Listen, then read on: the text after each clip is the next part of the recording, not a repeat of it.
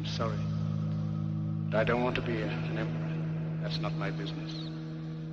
I don't want to rule or conquer anyone. I should like to help everyone if possible. Jew, Gentile, black man, white. We all want to help one another. Human beings are like that. We want to live by each other's happiness, not by each other's misery. We don't want to hate and despise one another. In this world there's room for everyone. The good earth is rich and can provide for everyone. The way of life can be free and beautiful. But we have lost the way. Greed has poisoned men's souls. It has barricaded the world with hate. It has goose-stepped us into misery and bloodshed. We have developed speed, but we have shut ourselves in. Machinery that gives abundance has left us in want. Our knowledge has made us cynical, our cleverness hard and unkind. We think too much and feel too little. More than machinery, we need humanity. More than cleverness, we need kindness, gentleness. Without these qualities, life will be violent. All will be lost. The aeroplane and the radio have brought us closer together. The very nature of these inventions cries out for the witness of men. Cries out for universal brotherhood, for the unity of us all. Even now, my voice is reaching millions throughout the world. Millions of despairing men, women, and little children. Victims of a system that makes men torture.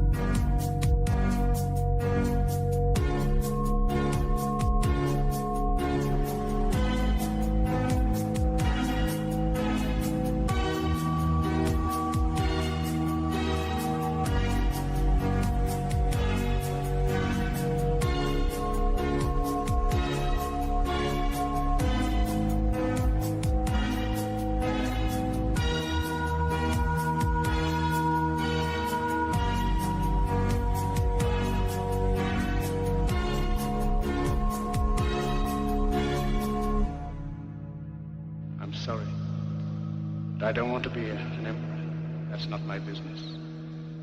I don't want to rule or conquer anyone. I should like to help everyone if possible. Jew, Gentile, black man, white. We all want to help one another. Human beings are like that. We want to live by each other's happiness, not by each other's misery. We don't want to hate and despise one another.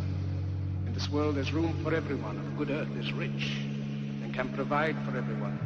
The way of life can be free and beautiful, but we have lost the way. Greed has poisoned men's souls, has barricaded the world with hate, has goose-stepped us into misery and bloodshed. We have developed speed, but we have shut ourselves in. Machinery that gives abundance has left us in want. Our knowledge has made us cynical, our cleverness hard and unkind. We think too much, feel too little. More than machinery, we need humanity. More than cleverness, we need kindness, gentleness. Without these qualities, life will be violent. All will be lost. The airplane and the radio have brought us closer together. The very nature of these inventions cries out for the goodness of men, cries out for universal brotherhood, for the unity of us all. Even now, my voice is reaching millions throughout the world. Millions of despairing men, women, and little children, victims of a system that makes men torture.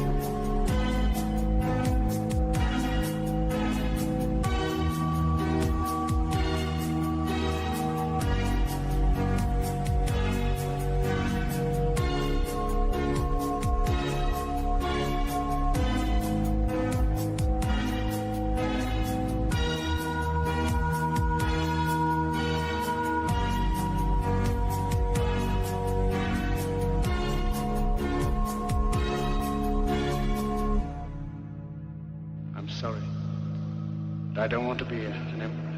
That's not my business. I don't want to rule or conquer anyone. I should like to help everyone if possible. Jew, Gentile, black man, white. We all want to help one another. Human beings are like that. We want to live by each other's happiness, not by each other's misery. We don't want to hate and despise one another. In this world there's room for everyone, and the good earth is rich and can provide for everyone. The way of life can be free and beautiful, but we have lost the way. Greed has poisoned men's souls, has barricaded the world with hate, has goose-stepped us into misery and bloodshed. We have developed speed, but we have shut ourselves in. Machinery that gives abundance has left us in want. Our knowledge has made us cynical, our cleverness hard and unkind. We think too much, feel too little. More than machinery, we need humanity. More than cleverness, we need kindness, gentleness. Without these qualities, life will be violent, all will be lost. The airplane and the radio have brought us closer together. The very nature of these inventions cries out for the goodness of men, cries out for universal brotherhood, for the unity of us all. Even now, my voice is reaching millions throughout the world. Millions of despairing men, women, and children, victims of a system that makes men torture.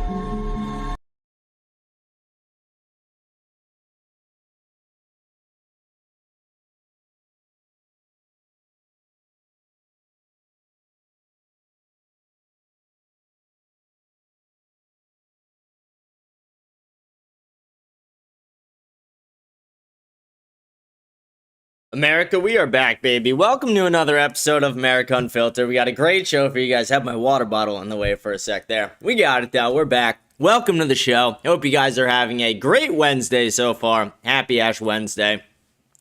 Very excited to be back with you guys. We took yesterday off the show. Just really wasn't much news. I probably should have done a live reaction stream to the Fishback Sneeko thing, but we're going to do that maybe this weekend or on Friday, just depending on how the rest of the week shapes up with the news. We have some big things coming up as well. Big collaboration next week. The debate that I did on Mute Points, I know I aired it on my channel, but they're airing it, so make sure to go like it on their channel tomorrow. A lot of cool things coming up soon. Thank you guys for tuning into the show. We got a great show for you guys tonight. A lot of different things to talk about. I mean, we have had probably the most painfully slow last 2 weeks that, to be honest, I've had since I've started the show. I started the show last January, so a little over a year ago now. And I don't think we've had 2 weeks this fucking slow in a long time. So we're going to be going right into all the news that happened today.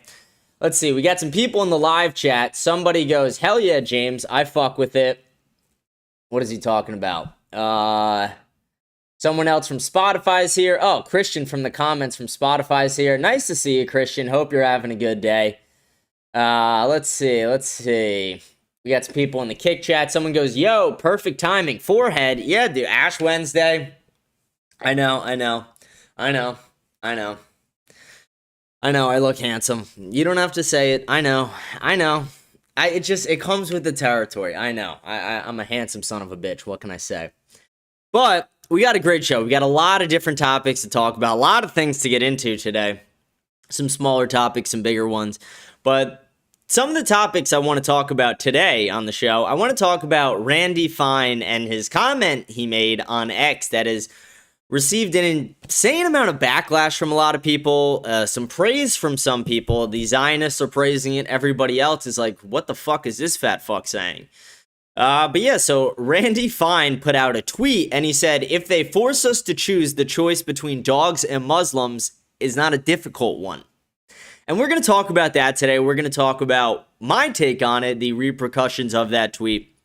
I also want to talk a little bit today about Howard Lutnick. This is nothing new on the show. I feel like I was early on the Howard Lutnick train. I remember last summer, I was talking about Howard Lutnick on the show. People were like, who the fuck are you even talking about? Who is this guy? And I was like, you guys will see. Howard Lutnick, he's connected to Epstein. I think he actually might be connected to 9/11 in some ways. And that's one of the things actually we'll go over, to sidetrack for a second. That's one of the things we'll go over later this week. We're going to do episode fully about Epstein either tomorrow or Friday, just whatever the slower news day is.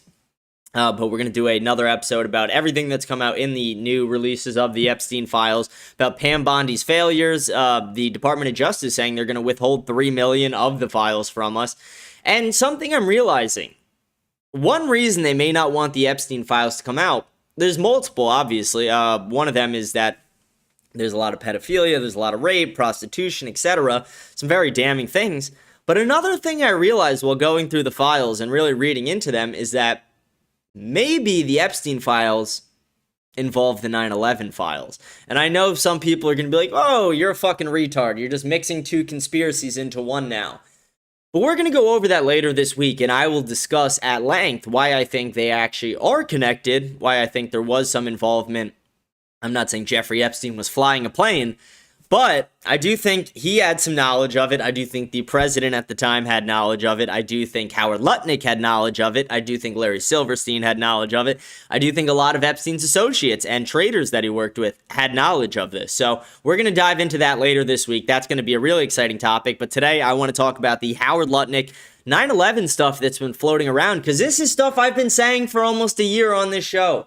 For almost a year, I've been talking about how Howard Lutnick mysteriously skipped work for the fucking first time ever on 9/11. And to be fair, he does have a slightly credible alibi, or whatever the fuck you want to call it. His brother died in the attacks, and that's what really keeps people from looking at him too tightly. But we're going to talk about that later this week. Like I said, a lot of crazy things there.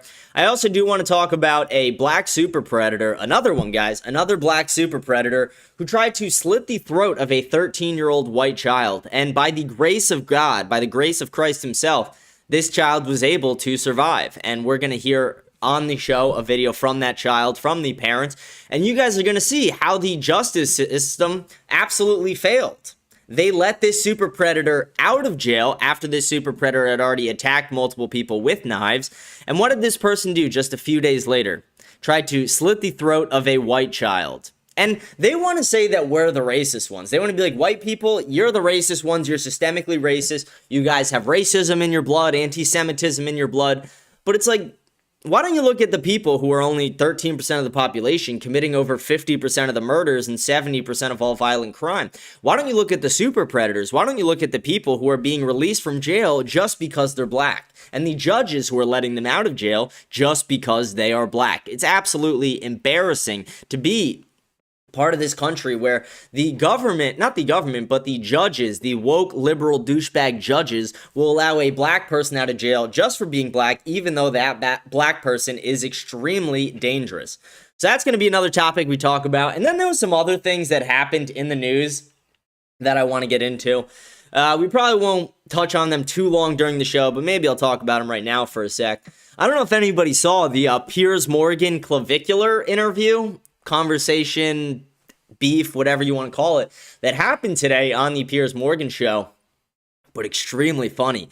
One thing that's funny about Clav is not only a mogger, Clav is actually somewhat intelligent, and this is something that I think comes to a shock to a lot of people.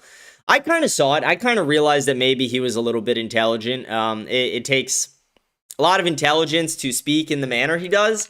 I don't necessarily think he's the smartest person in any room, but I do think he not only outmogged Piers, but he outsmarted him as well. So that was crazy. I don't know if you guys watched it, but during the interview, Piers brings up to him, he's like, why would you guys play Ye's song Hail Hitler in the Inverdome, in the Miami club?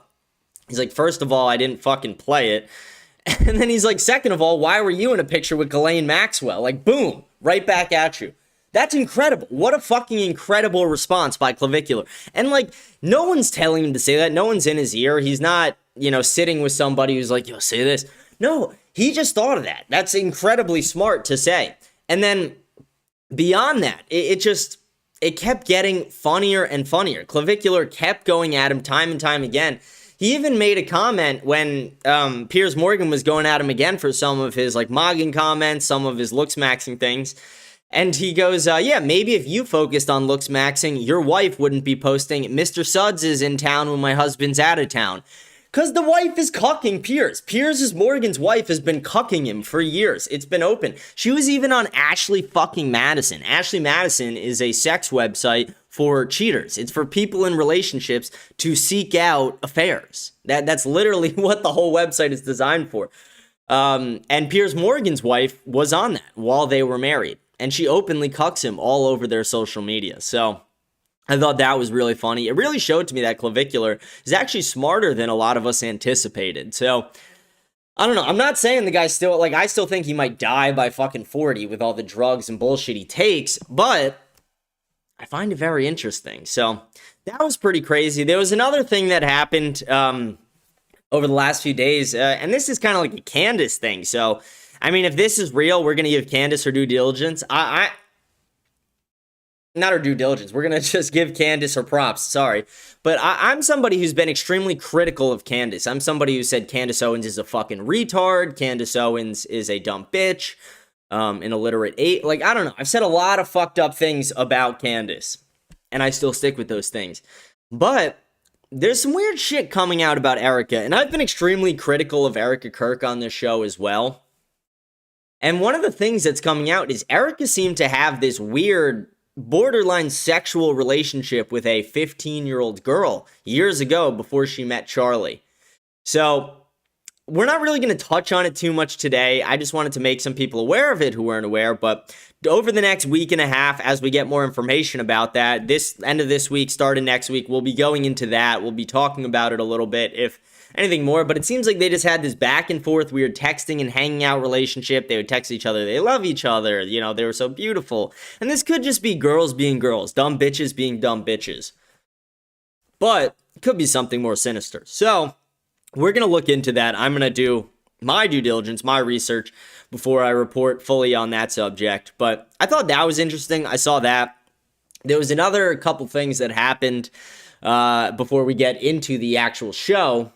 But one of the things is, what? Okay, sorry. I drew a blank for a second and I was trying to re-jog my memory. I got it. We're back, guys. Don't worry. But Zohran Mamdani, the new mayor of New York City, he ran his entire campaign on the idea that we are going to freeze rents. We are going to make your life cheaper. If you're Gen Z, if you're a millennial, if you're struggling, we are going to make your life easier. We'll freeze your rent. We'll do all this bullshit, blah, blah, blah.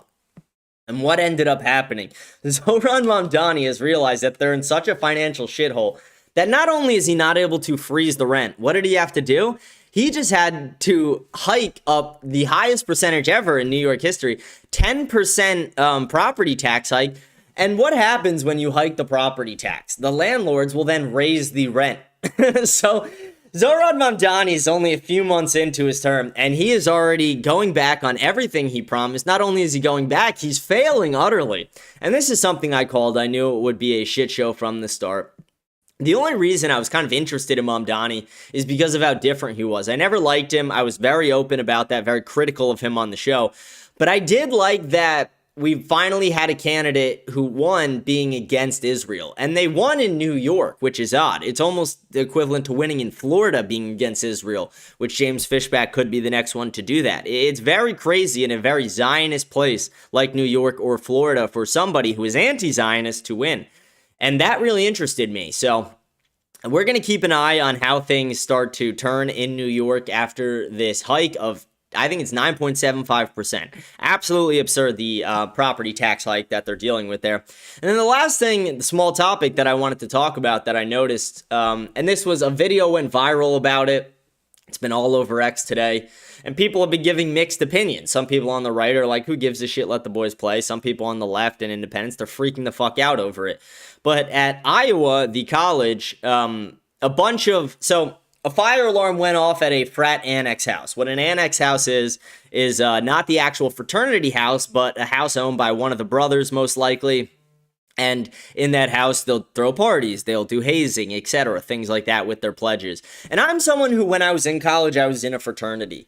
And I'm actually pro-hazing. It might be a shock to some people, but I'm extremely pro-hazing. As long as you're not killing people or really hurting them, yeah, why not? I am actually extremely pro-hazing. But what happened here is a fire alarm went off in the annex house. And the police and fire the fire chief immediately show up naturally.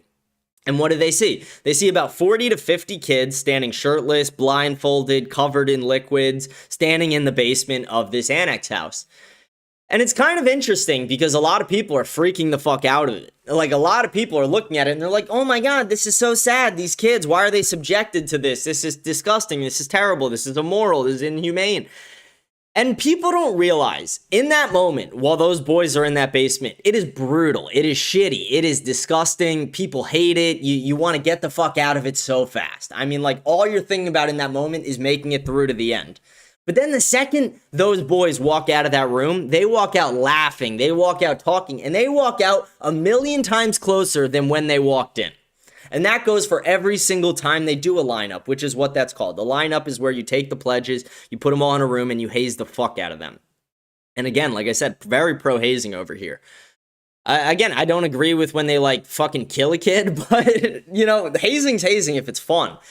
And we need to just get back to being able to have fun, being able to have bonding experiences like that. What these boys do is they lift weights together. They have to do crazy tasks together. They have to do crazy shit, and it brings you closer. It's the same thing as like a military boot camp. I'm not saying you're going to do the same tasks, but what I am saying is it's the same mentality that you put a bunch of people who don't know each other together, and you put them through hell together. And what will they do? They will come out as a fucking unit, as a team, as family, as brothers. And that's how fraternities build men.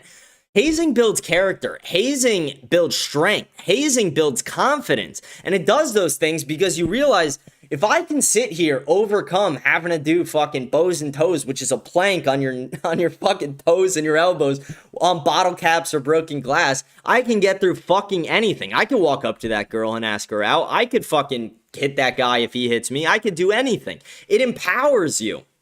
And sure, very rarely does a fraternity take it too far and somebody dies. Very rarely, but it has happened, and we can acknowledge that. But at the same time, hazing is fun. Hazing is fun as fuck. Like, as somebody who's been hazed and as someone who has allegedly, since I can't, it's a crime technically, allegedly hazed, it's fun. It's awesome. And it's like, it's one of those things, like I said, where when you're in the moment, you're like, fuck this. It sucks. I wish I could get out of this. I would do almost anything but get out of it. And that's also the thing.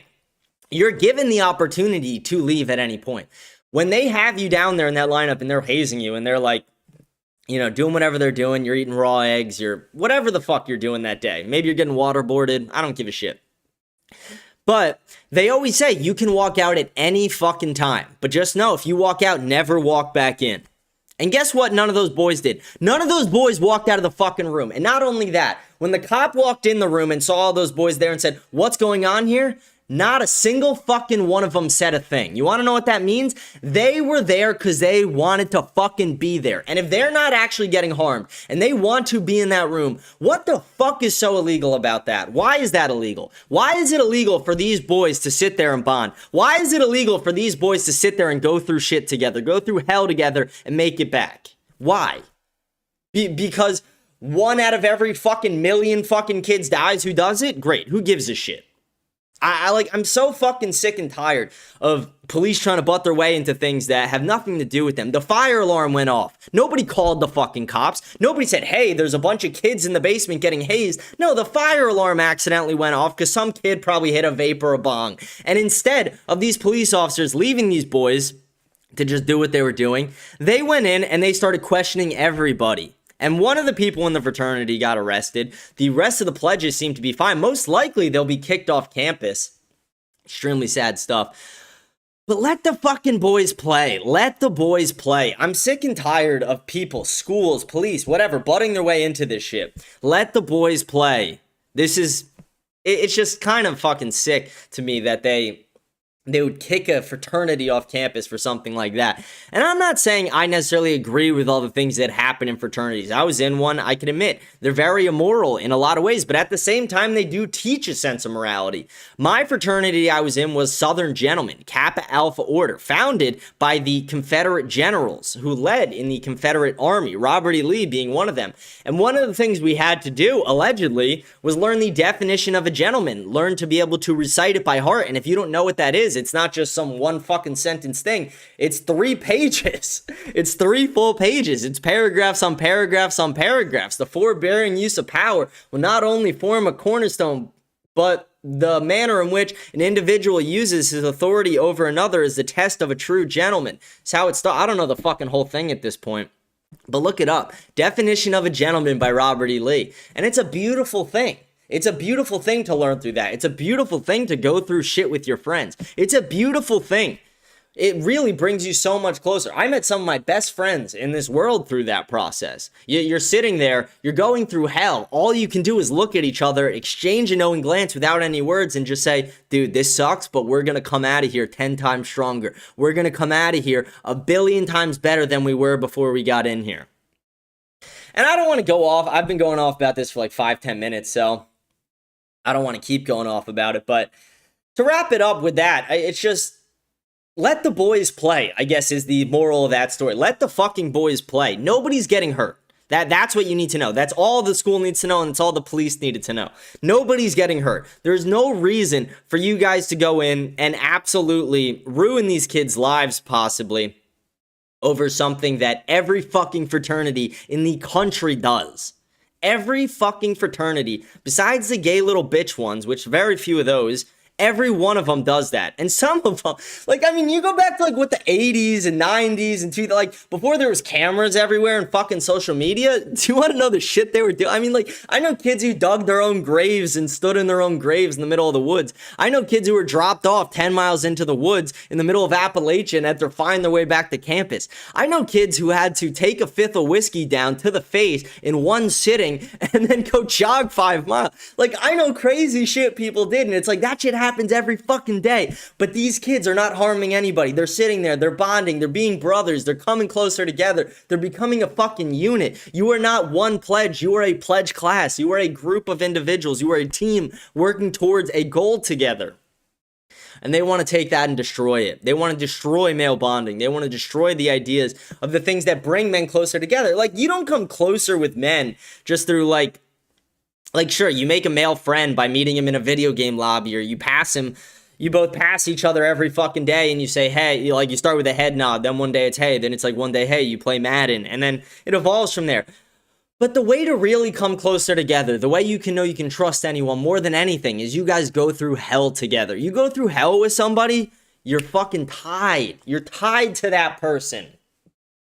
Yeah, that's my take on that. Let's read some of the live chat, then we'll go over into the actual show, the main stories of the show, which is the Randy Fine, Howard Lutnick, and the Black Super Predator. Someone goes, okay, just making sure. That's the guy talking about my forehead, and again, like I said, I'm a fucking mogger over here. Let's see what some other people are saying in the YouTube chat, something like that. Someone goes, let's see, where do we start? Where was I? What a shame. Women are the problem. Dude, women are the problem. Women are the problem in so many ways. I could explain that to you guys in a lot of ways. Whoever that is, I'll explain why women are the problem if you want me to do that today. The Randy Fine thing was in response to Muslim women condemning dogs as unclean.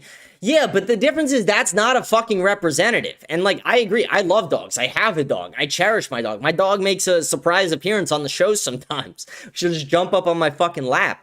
But the thing is, and I'll explain why Randy Fine's comment is so disgusting when we get to that topic. But 5 minutes later, praise to a woman. Are you talking about Mother Mary? Did bro get shat on? Dude, you're a retard. Christian, get the frick out of the chat. It's false. Is bro an Indian with that dot on the head? I did research. None of the things are verified. What things aren't verified are you talking about, Christian? Are you talking about the Erica Kirk thing? That's the only thing I could think of. He says Candace is lying, then believes what she says about the 15-year-old. It's not I believe what Candace is saying. I just believe the tweets I saw. And it's like, I don't necessarily even think that they were in a relationship yet. Like I said, I haven't done all my research. I just saw it, and I was like, oh, that's kind of interesting. Someone goes, bro is turning black. Don't rob me. I might rob you. I'm just letting you know there is a lot of misinformation going on, right? I debunked the Romania theory months ago. Yeah, the Romania theory was never credible. All it did was me asking one Romanian if they've ever heard of it, and they were like, no. What about when they rape the pledge? That's bad, obviously, but that doesn't, like, that, like, I'm not saying it's never happened, but it rarely happens. Like, again, that's 1 in fucking 5 million. Like, they don't really, like, people aren't going out there just raping people. Like, like, you think, like, he's like, dude, see this guy, instead of making him do push-ups, I'm gonna go rape him, and that'll be hilarious. Like, that doesn't happen. Like, it's happened, maybe, but it's not common. Honestly, I've always been skeptical of fraternities. Fraternities they're great, honestly. Like, some of them are shit, but, like, I enjoyed my time in one. I met some of my best friends in mine. And I don't have the same morals then as I do now, very different. But at the same time, I think my take on hazing still stands. I think hazing is actually a good thing. The same way I think boot camp's a good thing, police training, military training is a good thing. I think it's a good thing. I think it's actually, like, a lot of it is done for, like, the brothers' entertainment. They want to be entertained. They think it's funny to fuck with people. They're doing it. But also a lot of it's done for the betterment of them, of the pledges. They're doing it to make the pledges better men. And that's a real thing. A lot of the brothers do have good intentions in mind while they're doing it. But okay, let's get into the actual show. Hope you guys are enjoying your Wednesday so far. Thank you guys for tuning in. Thank you to everyone in the live chat. Thank you to everyone on Spotify who listens. Before we get into the major topics, remember to like, smash the follow button, leave a comment. We read all the comments at the end of each show today. Rate the show 5 stars on Spotify. Follow me on X, Instagram, just whatever platform you're following on. Don't be a retard and just follow on there. It's that fucking simple. Scan the code up in the corner. Join my Telegram. Stay updated on all things America Unfiltered. All right, let's get into the actual fucking news. Let's get into the manja, the eat. Let's get into the real shit right now. Let me bring you guys over to my big screen. And this is where I'm going to the people in the chat who were like, oh, the Randy Fine thing, you saying it to a Muslim, blah, blah, blah. It's like, okay, I know the fucking facts. I've done my research. I know. So Randy Fine tweets out, if they force us to choose, the choice between dogs and Muslims is not a difficult one. And here's my take on this over everything. I want everyone, see this word Muslims that I've highlighted right here? Just picture the word Jews right there. If they force us to choose between dogs and Jews, it's not a difficult one. Would that get somebody removed from our government immediately? Would somebody tweeting that out who is an elected official, would that get them removed from government immediately? That's the question I want every single one of you to think about right now, because the answer is an overwhelming yes. If you and our government say we shouldn't send money to Israel, guess what? They're going to try and remove you. If you say that Israel was committing a genocide, they will try and remove you. Imagine saying that I would rather have dogs than Jews in my country, an animal that's not even our species in our country over human beings. That would get you removed from office. You would be getting death threats. You would be getting all the hate in the world. You would be getting attacked by the Zionist lobby. The ADL would have articles about you within the hour. The SPLC would be sniffing up your ass so fucking far you couldn't even breathe yourself. But no, you say it about Muslims and it's okay. So here's my take on this. I'm obviously not extremely pro-Muslim. I'm not pro-Judaism either. I think, actually, Womp Womp made a great video about this. Maybe I'll actually play it on the show. I wasn't planning on it, but maybe I do that really quick. Here, let me get that pulled up. We'll do that after, actually. We'll talk about this thing for a second, and then we'll play the video about the Jews and Christians and all that. Maybe after. It's a good video. But I find it very interesting that years ago, you couldn't really criticize anyone's religion besides Christians. Christians have been on the table to be scrutinized and absolutely ridiculed and mocked ever since, a Spotlight movie came out. Ever since the news articles, ever since the Spotlight movie came out, people associated all Christians with pedophilia, rape, things of that nature. So people immediately started shitting on them. And then it became a thing that you could openly shit on Christians as much as you wanted. And people really took it to insane lengths. And then over time, it became, you can now shit on Muslims. People were shitting on them in the early 2000s, right after 9/11, the war on terror, all that. But then you kind of couldn't for a little bit during the overly woke periods from like 2016, when Donald Trump got in politics to, midway through end of COVID time. That's kind of the wokest time we've lived through. Couldn't really shit on Muslims. But then it started. You could shit on Muslims, and it kind of came out of nowhere.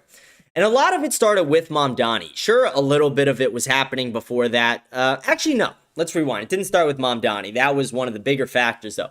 Where it really did start was October 7th. After the October 7th attacks, people were openly just saying absolutely crazy things about Muslims that years before you couldn't have said without getting canceled. And things that if you said about Jews, you would be canceled for as well. Sorry about that. I just had a fucking Diet Coke. Oh yeah. But you couldn't say any of these things. And then one day when you could, they started saying, deport all Muslims. Every Muslim is a terrorist supporter. If you support Palestine, you support Hamas, blah, blah, blah. And then now we're getting to a point where everybody is becoming more aware of Jewish power. They're becoming more aware of Zionist influence within the country, within the nation, on the global front, and especially within America, our government, lobbying, etc. AIPAC, Track AIPAC is going absolutely viral all the time.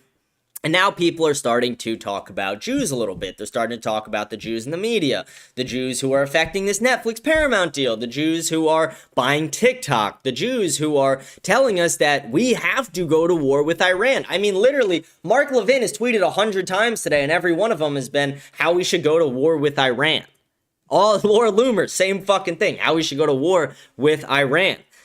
And now we have this representative in Florida who is a disgusting fat piece of shit. Might I add that real quick?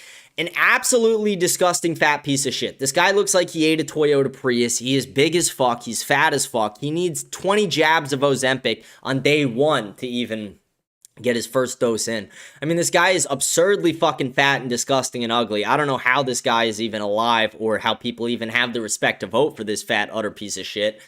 But this person then tweets out, if they force us to choose the choice between dogs and Muslims, it's not a difficult one. And I just want to question, why is it that you can talk about Muslims this way, but you are not allowed to talk about Jews in this manner? Given the fact that Jews are the ones who have the most control over our government, have the most control over our media, have the most control over our court systems, have the most control over the intelligence operations. Why is it that we look at Muslims in this manner and we can say these things about Muslims, but if I tweeted out that same thing but replaced the highlighted word Muslims with Jews, I would get canceled. I would probably get my ex suspended for 24 hours. I might get an ADL article written about me. It's absolutely crazy to me. And another thing with Randy Fine I wanted to show you guys, and this video has been going viral as well, and I really want to question why this video is not getting more attention. This video I'm going to pull up right here and I'm going to show you guys is absolutely absurd because this video alone should be enough to get Randy Fine removed from his seat as a representative from Florida. This should not only get him removed from his seat as a representative in Florida, this should put him behind bars. Or honestly, Randy Fine, if you want to evade jail time, let's deport your fat ass back to Israel. And I will celebrate. I'll throw the Randy Fine going away party. I'll pay for you and your family's fucking flights. Or a boat. Or wherever you want to fucking get there. I will pay for a private jet.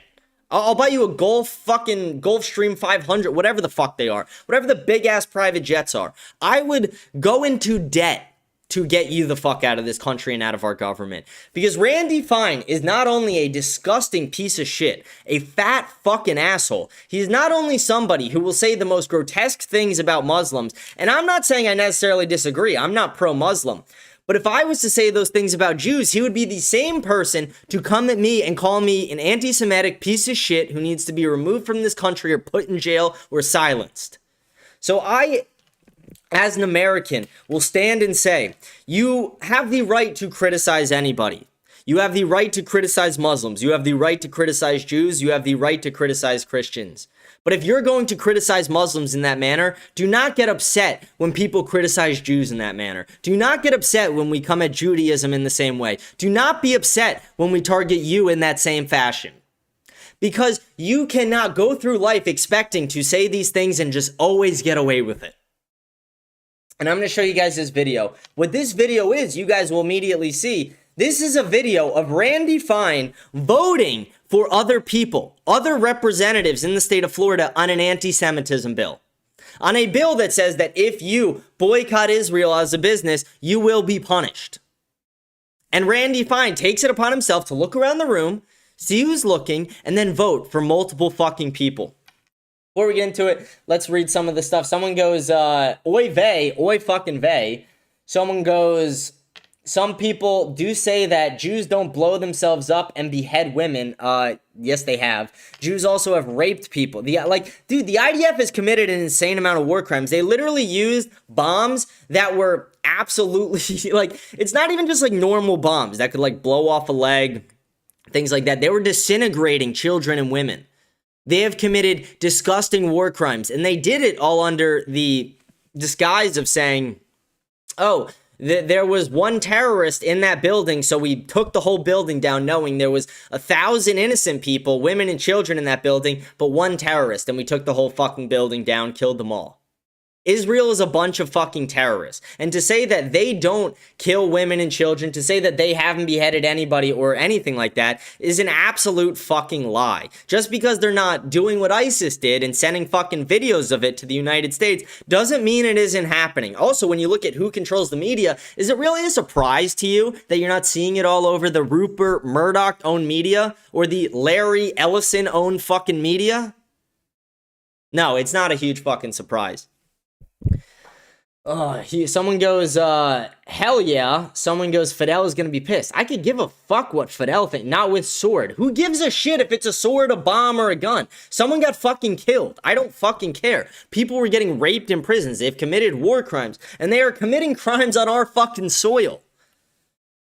Let's watch this video really quick of what the fuck just happened. Oh, here it is. Of disgusting fat fuck Randy Fine, who should be deported to Israel, committing a crime that has not been investigated. Here's the thing. If any other person did this, and they voted in the opposite way of Randy Fine, if somebody who was a Christian or a Muslim stood up there, looked around, see if anyone was looking, and voted no instead of voting yes the way Randy Fine did, they would be removed from office. They would be prosecuted. They would be put in jail, especially in the Zionist state of Florida. But guess what? A literal video of Randy Fine cheating in United States elections in a way, cheating in United States votes, cheating on the representative floor is going viral. And what happens? Literally nothing. Not a single investigation. Not a single inquiry from the major media sources. You're only hearing about it from people like me, Crowder, Tim Pool, even a little bit. Maybe you'll hear it from Nick Fuentes. You'll hear it from some people. But you are not hearing it from CNN, Fox, MSNBC. You're not hearing it from any major media source.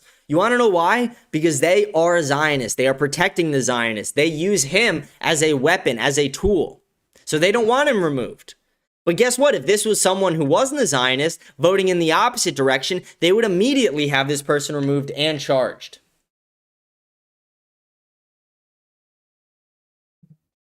Wait, let me get the audio set up. Sorry about that. Here we go. Every single day, vote, vote, vote, vote. Wow. He votes for 4 different fucking people. 4 different people he voted for. Again, if anyone else did that, if anybody else stood there and voted the opposite way in that same vote, guess what would have happened? That person would be arrested. That person's life would be ruined. Their career in politics, done. It makes me fucking sick that these people are able to get away with this, and they're able to get away with it because they're Zionists, because they're Jews. And people don't think Jews protect other Jews, that they don't work tribally. They do. They have been working tribally in this country for a very long time. Go ask some Jews. Go ask them, do you ever go to a non-Jewish banker? Do you ever go to a non-Jew for this or a non-Jew for this? No, they don't. They stay within their fucking network. They shop at Jewish grocery stores. They go to Jewish banks. They go to Jewish accountants. They go and do everything within the Jewish network, which necessarily isn't illegal in itself, and it's not necessarily that awful. But when they are collectively working against the interests of America for the interests of Israel, then it becomes a problem. This bill was in Florida. Florida is a state in the United fucking States of America, not the United States of Israel. There is no reason that we should be signing a bill to punish businesses in the United States who have their own free will if they don't support the terrorist state of Israel. But Randy Fine took it upon himself to go vote for representatives who he knew would probably vote in the opposite direction, or who were absent that day, or whatever the fuck. But nobody is prosecuting him over this. Nobody's even looking into him over this. There's no committee. There's no hearings. There's no testimony. All we get is Randy Fine getting to walk free, go eat another fucking 40 McDoubles. The guy's fatter than fuck. Makes me fucking sick. It really does. It's absolutely fucking disgusting. Someone in the chat goes, I think he should be impeached. You want to know why he won't be impeached? Because he's fucking Jewish. And if that doesn't prove my point to you, Christian in the chat who's always in my fucking comments, if that doesn't prove my point that I make about these Zionists and about this entire lobby and collective group of people, then I don't know what the fuck will. That this person is openly on video committing a crime that is punishable by up to 15 years and removal from office, and nothing will happen. Nothing. You will not hear another fucking peep about this besides from podcasters. And that makes me sick. That makes me feel like we are a conquered people. Like we live in a country that does not have my interests in mind. It doesn't have yours. It doesn't have America's interests in mind. It has Israel's. It has the Jews. It has Randy fucking fat ass Fine's interests in mind. And that's what's disgusting to me. We pay taxes to a government who doesn't give a fuck about us. You want to know why they don't give a fuck about us? Because we're straight white Christian men. You're a straight white Christian man? Guess what? Fuck you. Fuck you. That's what they're telling you every fucking moment. They spit at you. They spit right at your fucking feet and tell you that everything's perfect. Everything's all sunshine and fucking rainbows. No, the fuck it's not. We are being raped. We are being robbed. We are being looted of our sovereignty, of our individuality, of our right to fucking exist. We are being raped, robbed, and looted in our own fucking country by our own government, by our own media, by our own politicians who want to improve the state of Israel, who want to make life easier for the state of Israel, who want to make life easier for the fucking Jews. How about make life easier for the founding stock of this country? How about make life easier for Gen Z who's been struggling in this country, or millennials who you left behind, or for Gen Alpha who's about to get absolutely fucking ass raped by the economy and AI? How about help some of us out? No. You guys are just going to help Israel. I get it. Fuck you. Makes me fucking sick. Really fucking does. It really pisses me off. This fat fucking asshole wants to go and vote for 4 people. And that's not even the worst part. Like I said, the worst part to me is not just that he did it. I honestly expect that from a piece of shit like Randy Fine. A piece of shit like Randy Fine, he tweeted out pictures of dead babies and said, yeah, send me another one. I love to see it. Send me another one. I love to see it, is what he said about a picture of a dead infant, just because that infant was Muslim. So I don't expect him to do any different. My problem with it is that the government, the media, the law enforcement in this country will do nothing about it. They won't report on it. They won't arrest him. They won't deport him. They won't put him in jail. They will not do shit. And they won't do shit because he's a Zionist Jew who loves Israel. That is why they will not do shit. Someone goes, you know why they aren't talking about it is because the media is distracted by his tweets about Muslim. Yeah, he is disgusting. Dude, this is a video from a long time ago. It's just going viral now, and it went viral because of the Muslim thing. So no, that's not why they're not doing anything about it. They're not doing anything about it because they are protecting him. Because they are fucking protecting this fat-ass, disgusting McDouble piece of shit. I'm going to move on from this topic because I'm just going to keep getting hated and repeating myself at this point. There's not much more to say about it than Randy Fine's a disgusting fat sack of shit who should be deported back to Israel. Like Brett Cooper said, the beautiful Brett Cooper, you would be happier back in fucking Israel. And I will gladly pay to send you there as long as you fucking stay and give us your American passport. I will gladly send you there. You and your entire fucking family. Fuck you. I feel so bad for his family who has to live with that fat sack of shit. We're going to keep moving on with the show, though. I mean, that got a little I should say heated, but it got passionate, guys. That's just passion. It's passion. I'm mad. I'm upset. I'm actually infuriated by the idea that we have a justice system that is so fucking corrupt that it will protect someone just because they're a Zionist Jew. It's the same as when these judges let out a super predator black who has stabbed multiple white people in the past, but they're like, oh, but I don't want another black guy in jail. And then what does he do? He slits the fucking throat of a 13-year-old. Fucking disgusting. And that's going to be something else we talk about today. We're going to talk about this Howard Lutnick thing a little bit first. Then we'll end it talking about the disgusting black super predator. And it's not to say that all blacks are super predators, but all the violent ones, there's no better name for you disgusting fucks. If you act violently in that manner, you are a super predator. I don't feel bad saying it. I'll scream it from the fucking rooftops. These fucking people disgust me. Someone goes, yeah, he is disgusting. I can tell this is something you feel extremely strong about. Yeah, you have no fucking idea. Makes me sick. Sick to my fucking stomach. I want to do some stuff with Howard Lutnick here. Pause. That sounded gay. I want to talk about Howard Lutnick. That sounded gay. I'm not gay, guys. I'm not gay, especially on Ash Wednesday. Not gay. That sounded gay, though. Pause. We're going to talk about Howard Lutnick. We're going to talk about another corrupt Jewish man in this country, another corrupt Jew in the administration. And this is one that I've been talking about for a long time. This is one I've been talking about for, I don't know when it was, maybe June, July that I first brought up Howard Lutnick on my show of 2025. And what I did say is, I was talking about Larry Silverstein, and this was around the time they were burying the Epstein files. Actually, no, I wasn't talking about Silverstein. I was talking about, what was I talking about? I was talking about Epstein. I was talking about his network, his connections to Trump's cabinet, and Pam Bondi. We talked about her connections with Pfizer, state of Florida, Epstein, etc., being the attorney general.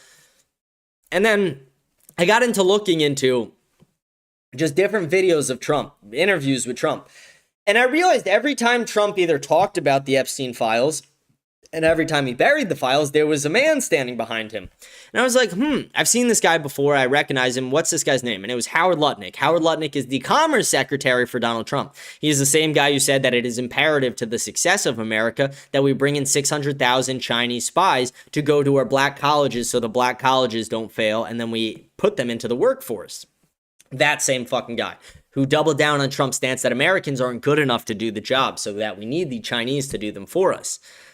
But Howard Lutnick also used to be next door neighbors with Jeffrey Epstein. When I say next door neighbors, I mean next fucking door. I mean 5 steps away, literally 5 steps. And in a famous Axios interview from over last summer, Howard Lutnick openly said, yes, me and my wife live next door to Jeffrey Epstein.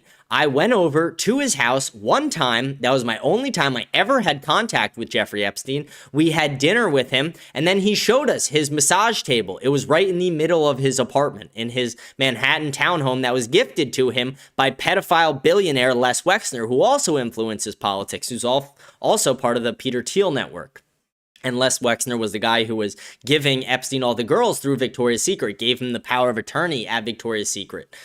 But Howard Lutnick says him and his wife saw the massage table, had a conversation between themselves, and said, we're never interacting with him again. We're never going back to this place again. This guy is a disgusting creep. Because Epstein apparently pulled Howard Lutnick to the side and said, yeah, I get a massage every single day, and it's the good kind. He leaned in close to Lutnick and said, the good kind, implying that he gets a happy ending massage.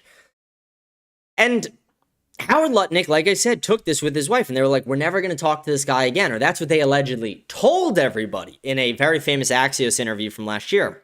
And then it came out that Howard Lutnick was lying about this. His name is all over the Epstein files. He'd been on the fucking island. He was giving his nanny to Epstein. He was connected to Epstein in many ways. He even invited Epstein to a donor event, a private donor event for billionaires. So, and this was all after the 2007 pedophile conviction where Jeffrey Epstein was arrested for sex trafficking 37 minors for prostitution, rape, etc. So it was very clear, even Joe Rogan said this. He's like, I was asked to meet up with Jeffrey Epstein. I Googled him once and I saw the pedophile things and I was like, fuck no, I'm not going to meet this guy. But Howard Lutnick was like, I've been to his house. I know about the pedophile stuff, but you know what? Let me go to his island with my children. Let me give my nanny to this guy. Let me invite this guy to a donor event. Let me keep a long email chain going with this guy. But let's give a little background to Howard Lutnick. Who was Howard Lutnick? Howard Lutnick was the CEO of Cantor Fitzgerald. Cantor Fitzgerald is a finance company, a stock trading company that operated in the World Trade Center. They had about 700 employees at the time, all working in the World Trade Center in Manhattan. And there's a lot of weird things that happened surrounding 9/11. And we've talked about this. Everybody knows about all the weird details surrounding 9/11. The dancing Israelis, the Mossad agents who said they already knew about it, the Israeli art students who tried to break into CIA and government buildings immediately following the attacks and on that day. We also know that a lot of Jews actually missed work that day. And we know that one of them was Larry Silverstein. Larry Silverstein was the famous owner of the buildings who just purchased them about a little less than a year prior, and just about 2 to 3 months prior to the 9/11 attacks, he had bought terrorist insurance on both buildings and on Tower 7, which didn't get hit by a plane, but miraculously blew up, exploded, imploded, fell down, whatever the fuck you want to say happened. But miraculously, Larry Silverstein, who'd never missed a day of work in his entire career, and I mean that, never missed a day of work in his whole career, missed work that day magically. And guess who also missed work that day? Howard Lutnick. Howard Lutnick had never taken his son to school once. And most New York, New Jersey, that area schools, they start in the very early days of September, between September 1st and 7th generally. Very rarely do they start after that. It happens, but extremely rarely. Howard Lutnick claims that his wife told him to go take their son to school for his first day of school. It has never been confirmed that it was his son's first day of school that day. And what school starts on a fucking Tuesday? That's odd to me. You either start on a Thursday or a Monday. Thursday or a Monday. That's how it always has been for everybody I've ever known and from all the research I've seen online when it comes to most of these schools.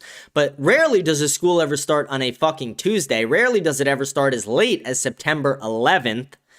And it's very weird. He missed work that day. The only thing that gives it his story a little bit of credibility is the fact that his brother did die in the attack. But I want to paint a narrative for you guys.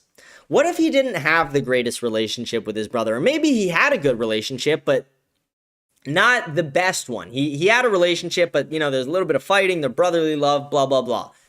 What if he tried to tell his brother to not go into work that day, and his brother just didn't listen? He didn't directly say, hey, I have an inside tip that a terrorist is going to fucking blow up the building, or that there's bombs planted up and down this entire fucking building. But maybe he just said, hey, what if we both played hooky? What if this? What if that? What if he painted anything? He created any made up thing. But his brother didn't listen and went to work. I would say I know a lot of people I'm very close with who, if I just said don't go into work tomorrow and I made some crazy excuse, they wouldn't listen to me. Even though if I knew deep down that they would die and I couldn't tell them that. And I think that's possibly what happened. I think Howard Lutnick was connected to Larry Silverstein, that he did know not to show up to work that day. I think Howard Lutnick did misuse the money that was given to them. And not only that, why do I think this? One, because the money that was given and raised for the victims, it was very misused, misappropriated. And second, what happened to Howard Lutnick after 9/11? Howard Lutnick took this and he became a multi-billionaire from it. Howard Lutnick received billions, and I mean billions, in government contracts following the 9/11 attacks. Howard Lutnick made his entire career off the 9/11 attacks, essentially, his entire net worth off the 9/11 attacks. He is one of the only people who became extremely rich following the 9/11 attacks because of that. One of the only people not in government, at the very least, who became extremely rich following the 9/11 attacks. And he did it all through these government contracts. He did it all through lobbyists. He did it all through corrupt ways, corrupt angles. So Howard Lutnick has been going ultra viral because of his, what would be the right word? Because of how prominent his name has been in the Epstein files, because of how many times his name has appeared in the Epstein files, his emails, when he openly said that he was never on the island. He was never even close with Jeffrey Epstein. He only met the guy once. But when somebody lies, and when somebody lies about something so big, when they spin this web and they want to hide a bunch of things, and they lie and they get caught. What does that mean? It means that you have to take every other thing this person has said, especially things this person has said that are tied to other conspiracies, and you have to look into it. You have to do your due diligence. You have to do research. And that's what the internet's been doing. And the internet has uncovered multiple interviews with Howard Lutnick following the 9/11 attacks, where he seems to be fake crying. Multiple interviews where it talks about the funds. Multiple interviews where it shows Howard Lutnick not acting right. And one very recently, Donald Trump was even joking with the media just the other day about Howard Lutnick and Howard Lutnick surviving the 9/11 attacks by not being there. And what does Howard Lutnick do? His brother died in the attacks. Apparently, all his fucking friends died. You'd think he's friends with a lot of the people in the company. And I know he was, because I don't have an inside source at Cantor Fitzgerald, but I do know people who worked there. I know people who worked in the towers prior to 9/11. I know people who worked with Cantor Fitzgerald following 9/11. And guess what? Howard Lutnick was close with a lot of these people. And guess what Howard Lutnick's response was when Donald Trump brings up the fact that Howard Lutnick survived the 9/11 attacks because he wasn't there? He starts bursting out fucking laughing in the Oval Office. Is that the actions of somebody who is innocent? Is that the actions of somebody who doesn't know something? Is that the actions of somebody who has any remorse or feels bad or has any guilt or has any sadness in their heart over the fact that over 700 of their employees died, that their own fucking family was taken from them? I promise you this, if my brother was fucking killed by a terrorist, I would never laugh about it. It wouldn't be 20 years later. I wouldn't be sitting in the Oval Office, standing behind the president, letting him crack jokes about the attack that killed my fucking brother and laugh at it like it's nothing. No, Howard Lutnick is a liar. Howard Lutnick is a piece of shit. Howard Lutnick might be an Israeli spy. Howard Lutnick could be Trump's handler. Howard Lutnick is working with the state of Israel. He was connected to Epstein, connected to the entire network, connected to Larry Silverstein, got rich off the 9/11 attacks, and he fucking laughed at all of us because of it. And I'm going to show you guys multiple videos of this guy talking today, multiple videos from the past and the new video, like I said, of him laughing at all of us. Because that wasn't just a laugh at Trump's joke or whatever Trump was saying. That was a laugh at all of us. Let's read some of the chats and then we'll go right into the videos. Someone rated the stream on Rumble. Let's go. Thank you. Appreciate that. Someone goes, Epstein was a freak. Yeah, we know that. What is your source? What is my source for what specifically?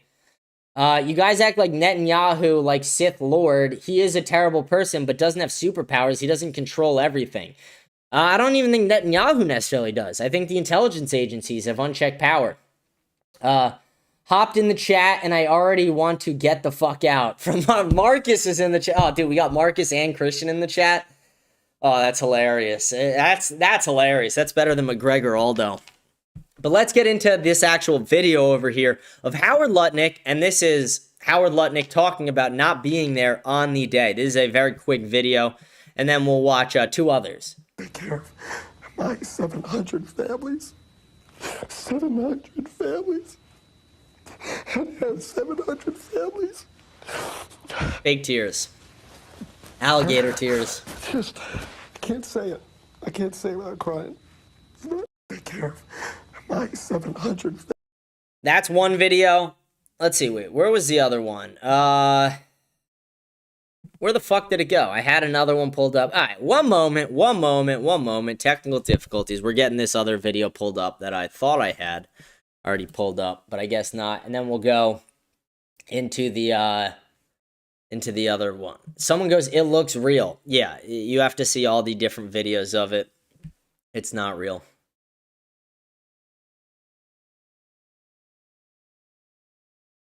Where the fuck is this? If I can't find it, maybe we'll just skip the middle video. But I'd rather not, because that's the kind of more telling one that I wanted to show people.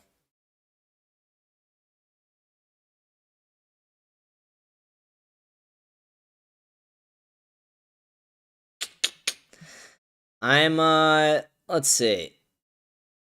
Is this it? Okay, yeah, this is one of them right here. Here we go. Getting it pulled up on the big screen. Sorry about that, guys. Here we go. This is immediately following the attacks. Center. The head of Cantor Fitzgerald, Harold Lutnick, just happened to be out of the office that day that the terrorists struck. Mr. Lutnick was taking his son to his first day of kindergarten. Now he says he has a very different view of business and life. He spoke to our business correspondent, Terry Keenan, earlier today. We are really focused on trying to make sure that our 700 families who lost a member of their family are taken care of. And so I spent the day yesterday and part of the day in talking to our insurance company. And Christian, he's the one asking, how do you know it's real, blah, blah, blah, or like he says it looks real. Here's how you know that he doesn't give a shit. Maybe on some level he does a little bit, but if he actually cared about those 700 families, he would not have misused the funds. He wouldn't have taken the funds and distributed them to the executives only. He would have actually taken care of all the 700 families. Our insurance company, CNA, told me that they would, well, they told our guys, they didn't tell me, and then they told me that they were willing to treat this as an accidental death, which means that they would double the policy for all of my victims upstairs and all of us, and so that doesn't look like a guy grieving. $35 million to that group upstairs. But the sad thing is, so $35 million sounds like so much money, but if you divide it by 700 people, it's only $50,000. It's not enough to. So that's why we need to work on our foundation. Yeah, and you've set up that foundation. We'll give the information to our viewers. Explain the needs of these young families. Many of your traders were just in their 30s. We've got the average employee we have is around 33 years old. So they're just married. We have probably a dozen women who are pregnant with babies who just lost their husbands. We've got lots and lots and lots and lots. And he failed to take care of them. 1,000 children, 1,500 children who've now lost one of their parents, and they've lost the breadwinner that makes all the money. So we are dedicated to raising money for our foundation, which will go to take care of and try to help the victims of this horrible tragedy and try to make their lives a little easier, whether that pays for health insurance for a long time or gets them some extra money or makes their lives even this much easier. Notice how those tears just cleared up really quick too, right? And it's called the Cantor Fitzgerald Foundation, and anyone who can make a donation to it is going to help a lot of people who really need it. And just finally, it was just, accident of timing and luck on your part that you weren't in the building, and I know some of the other survivors here. How do you feel it must, tear you in so many different directions? I don't know why I'm alive. I not only I didn't get to the building early enough so that I wasn't in it, but then I stood outside at the door helping people out and telling them to come on, get out, and asking what floor they were on, trying to find the higher and higher floors so that I could hopefully find someone coming down from 101, so that meant our guys and our women had survived. But I'm standing under the building when the number 2 collapses, and I'm just lucky to be alive, and I don't know why I am, but you know what, I'm just thankful, and it must be because I've got the responsibility to try to do my best for this group of 700 families, and I'm just one of them. I lost my brother, my sister's here. We're just part of the family, and that's my responsibility, and I'm going to do my best. And my fantastic employees at Cantor and eSpeed and TradeSpark, they're doing their best to support these guys, and that's what's driving them. And I think they're heroes. They're really all heroes. So that's the video of the interview with Howard Lutnick immediately following the 9/11 attacks. Then I want to play another video for you guys. Center. The head of Cantor Fitzgerald, Harold Lutnick. Why is that one replaying? Why is that one replaying? Where's the other one? Okay, this is the video I want to show you guys now. I don't know about you guys, but I wouldn't laugh like this if someone was joking about the attack that literally killed my brother. This is him laughing at all of us. I mean, he literally watched the plane go into the building, into the World Trade Center. Amazing story. That alone is an amazing story. He was delayed because his wife insisted that he finally, after years, take his child to school. So he took his child to school that one day, because normally he would have been in the building at 6 o'clock in the morning. That's that business, right? So you owe your wife a lot and your child a lot, right? But his wife insisted that he take his child to school. For 5 years, he didn't do it. He was horrible. What kind of a father was he? Okay, I'll do it.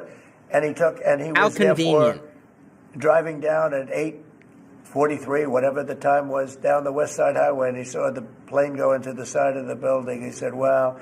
And he occupied the top 3 floors of the World Trade Center, of the one building of the World Trade Center. And, I mean, he literally watched. You want to know what I want to say about it? Coincidences, they don't fucking exist. Coincidences do not exist. They don't. There's no way that in 5 years, this guy never took his fucking son to school. Then miraculously on 9/11, when Larry Silverstein also decides to not show up, Howard Lutnick decides not to show up as well. He decides that it's finally time that he takes his son to school when their driver has done it every other fucking time in history. Howard Lutnick lived because he knew about the attacks.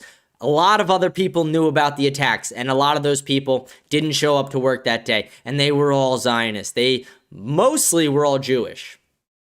Very interesting. And we'll do a deeper breakdown on 9/11 on this show in the coming weeks. We've done one before. We'll do one again. Tucker Carlson also did one, but he didn't go into as much detail as I would have liked, but he did touch on some very important things. But for people who don't think that Israel and Zionists and certain groups didn't know about 9/11, why were there 5 people dancing as the buildings were going down? But they were dancing before the attacks even, and they were filming. And when they were questioned, they were found to be Mossad agents, Israeli intelligence, and they were said, we knew about the attacks and we were here to document them.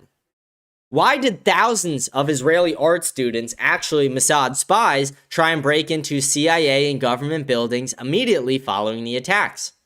Why did Larry Silverstein buy terrorist insurance just a couple months before? And why did he buy it on Tower 7? How did Tower 7 even come down?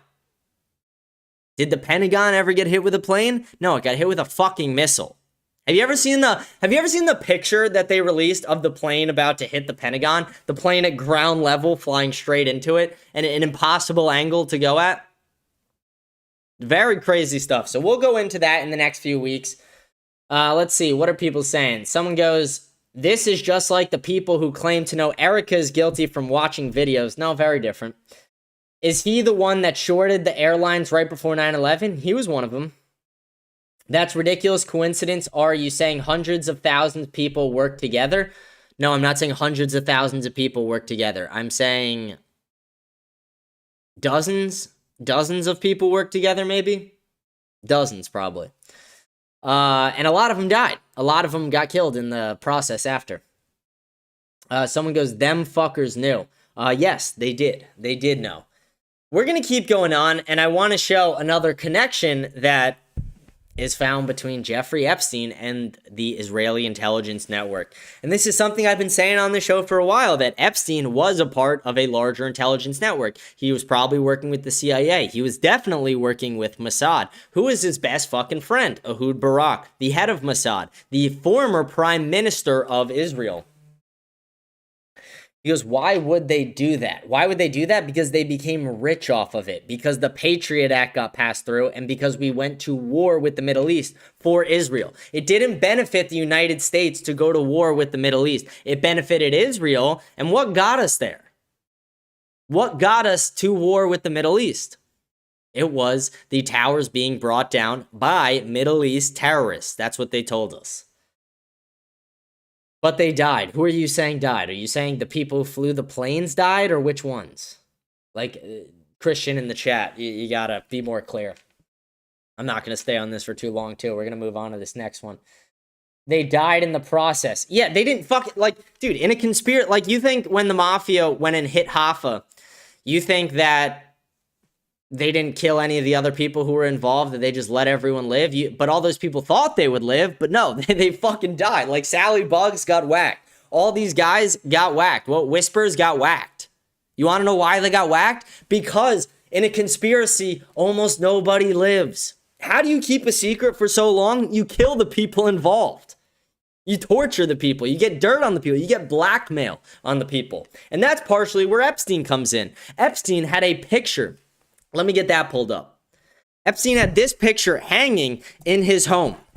And for some reason, the media loves to never talk about it. And I look at this picture. He had two actually very famous paintings. But one, I'll show you guys both of them. But this one right here, that's a blackmail painting. Two Jenga towers knocked over as George Bush sits on the floor like a child. One plane is sitting next to one of the knocked down towers, and then George Bush is knocking down the other one with the paper airplane. That is blackmail. And what is this one right next to it? Bill Clinton sitting in Monica Lewinsky's cum dress. The famous dress that Monica Lewinsky kept that had Bill Clinton's cum on it as blackmail. Monica Lewinsky, the Monica Lewinsky tapes were held over Bill Clinton's head. Who were they held over his head by? By Israel, because they were spying on him. Where did they get them? From the Jew Monica Lewinsky. Why does he have that painting on Bill Clinton? I have dirt on you, motherfucker, is the message he's pushing to him. Again, the entire thing was a blackmail operation. That's why I'm saying the more and more I realize it, the more and more I look into the Epstein files, the more and more I realize that 9/11 and Epstein, the files are pretty related. And I said that at the beginning of the show, and I told you guys I would tie it together a little bit. But 9/11 and Epstein, there's a reason they didn't want to release the Epstein files. It's because the Epstein files contain part of the 9/11 files. Maybe not all of them, but part of them, and a good part of them. That's the reason we're not getting 3 million fucking more files. Someone goes circumstantial. Dude, fuck off. Coincidences do not fucking exist. I want to get this pulled up for you guys. Let me show you guys this. New information. The Israeli government installed and maintained security systems at Epstein's apartment. Security equipment and alarms were installed by the Israeli government at a notorious Manhattan residence frequented by Prime Minister Ehud Barak. So not only was Jeffrey Epstein hanging out with the former chief of Mossad and the former prime minister of Israel, but they also installed spy equipment, video equipment. And do you think they were spying on Epstein? Or do you think they were spying on the people that Epstein brought over so they can get dirt on them? Do you think maybe they were spying on Howard Lutnick? Do you think maybe they were spying on Bill Gates? Maybe they were spying on Larry Summers, Leon Black, Les Wexner, all the people that Epstein was implicating in his crimes. And that is the more likely scenario. That is the more realistic scenario. That is the scenario where people actually benefit from it. You have to look at who benefits, and that's how you can get to the bottom of things in a lot of things. And who benefited from this? Who benefited from 9/11? The Zionist lobby. Israel benefited from 9/11. Howard Lutnick benefited from 9/11. Larry Silverstein benefited from 9/11. Who benefited from the cameras in there? Mossad benefited. Israel benefited. It's all coming back to Israel. All of this that I'm talking about today, for the most part, minus the frat hazing, it's all tied to the terrorist state of Israel. And I want to show you guys one more video that ties it a bit more together. And that is honestly absurd. It was so absurd, I sent it to some people, and I was even explaining it to them. I want to play this video to you guys, and then I want to talk about it for a second, give my take on it. But this is the pedophile lawyer Alan Dershowitz. If you don't know who Alan Dershowitz is, he was a Harvard professor. He worked at Harvard, and he was O.J. Simpson's attorney. He was a corrupt attorney for many people. Actually, two of O.J. Simpson's attorneys were heavily mentioned in the Epstein files. One of them being, what was his fucking name? Shapiro, something Shapiro. Mark Shapiro, was it? I'll think of the name in a second, but something Shapiro. I think it was Mark Shapiro. I could be wrong. Don't quote me on that. And then the other is the pedophile lawyer, Alan Dershowitz. Alan Dershowitz is accused of fucking children on Jeffrey Epstein's island, or underage girls, soliciting prostitution and rape on the island. But none of that is actually going to get investigated because we have an incompetent DOJ who supports the Zionist lobby at all costs, including if it means burying up pedophile and rape charges. But listen to what Dershowitz says in this interview with Piers Morgan, and then I want to give my take on it. It's a very quick statement. That's right. He ended up 18 months in prison. He was outraged. He didn't want to spend a minute in prison. I could have gotten him no jail time. If he had told me he worked for the Mossad, for the CIA, he was an intelligence source, it would have been a slam dunk for me to go to whoever I had to go to, even up to the President of the United States, and I would have gotten him a deal with no time at all. Epstein was a selfish SOB. He would do anything to avoid prison time. Why wouldn't he have told me that he worked for the Mossad if he worked for the Mossad. So, yeah, of course he's not going to tell me when I knew him as an academic acquaintance, he's not going to tell me he's having sex with young children. He hid that from everybody. He did have a separate life, a completely separate life. But once I was his lawyer, it was in his interest to tell me things that would benefit him. And I can't imagine anything benefiting him more than having worked for an intelligence agency. But I pressed him. I mean, some people might and be. He didn't, I'll come to Bassem in a moment, but some people will be listening to this going, hang on a second, you mean if he'd said he was working with the Mossad or CIA, then he would get off being a paedophile? In other words, you can commit crimes of paedophilia he wasn't accused of being children, no, and you would simply not go to prison for it. That's right. That's right, is what he says at the end. So let me give my take on this. Before I do, someone goes, your power chat says you don't have any valid methods. Huh. That's odd. I'll try and fix that in a second. Let me talk about this really quick, then we'll try and fix it. That's really weird. I sent some test chats and it worked for me. Try again if it doesn't work for you. Maybe try it in a different browser or something. I don't know. And if it doesn't work, let me know again in the chat. But here's my take on this. And it's kind of similar to Piers Morgan's. I actually agree with Piers Morgan on some front. People are going to listen to that interview and they're going to say, huh, so you're telling me if Epstein told his lawyer, hey, I work for Israel, that I would be able to get off on pedophile, rape, and sex trafficking charges?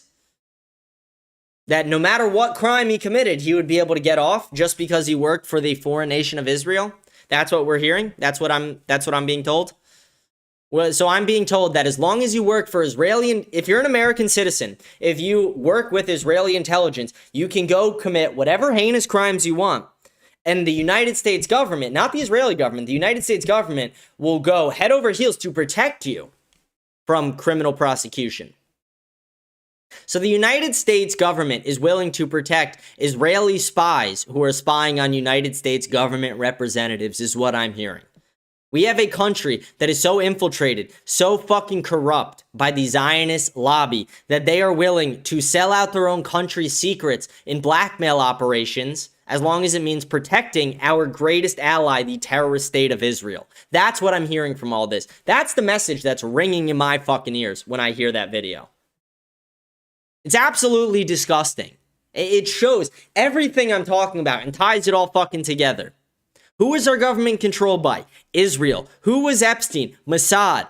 Mossad is infiltrated within the United States. Right now as we speak, even after Epstein's fucking dead. Ted Cruz even acknowledges this, and he takes money from AIPAC. It makes me fucking sick. And I really think Howard Lutnick is possibly an Israeli spy, if not a handler for Trump. Barry Weiss, Israeli spy. Rupert Murdoch, possibly working with Israel as well. Larry Ellison, definitely working with Benjamin Netanyahu. This entire lobby is fucking insane, corrupt, and this is why. It's like, when you see the tweet by Randy Fine that I showed at the beginning where it's like, oh, Muslims are dogs. It's like, okay, Jews are dogs. Jews are dogs. If it came down to Jews or dogs, who would you pick? Who would you pick to keep in the country? I'm curious. I want that answer from my audience. Who would you guys pick to stay in the country, Jews or dogs? Because Randy Fine says it's a fine question to ask. Apparently, if you could ask it about Muslims, you should be able to ask it about any fucking religion. I could ask it about Hindu people. I could say, would you rather Hindu people or would you rather fucking dogs? I could say, would you rather Christians or dogs? I could say Muslims or dogs, apparently. But if I tweeted out that about Jews, I would have the ADL sniffing so far up my ass. I would have the SPLC trying to ruin my fucking life. I would have people who I know who wouldn't talk to me anymore. But if I tweeted that out about Muslims, guess what? Those same people who wouldn't talk to me, they would cheer me on for it. And it's because we are conquered. Our country, our nation, our government is controlled. Fucking sick. Who else? Madonna too? No, I'm naming actual credible fucking people, Christian. This isn't a fucking joke. I know you want to think it's funny. Someone goes, so true. Yeah, it is so true. We are absolutely getting raped, robbed, and looted of our sovereignty. And it makes me fucking sick. And I want to wrap that whole segment up.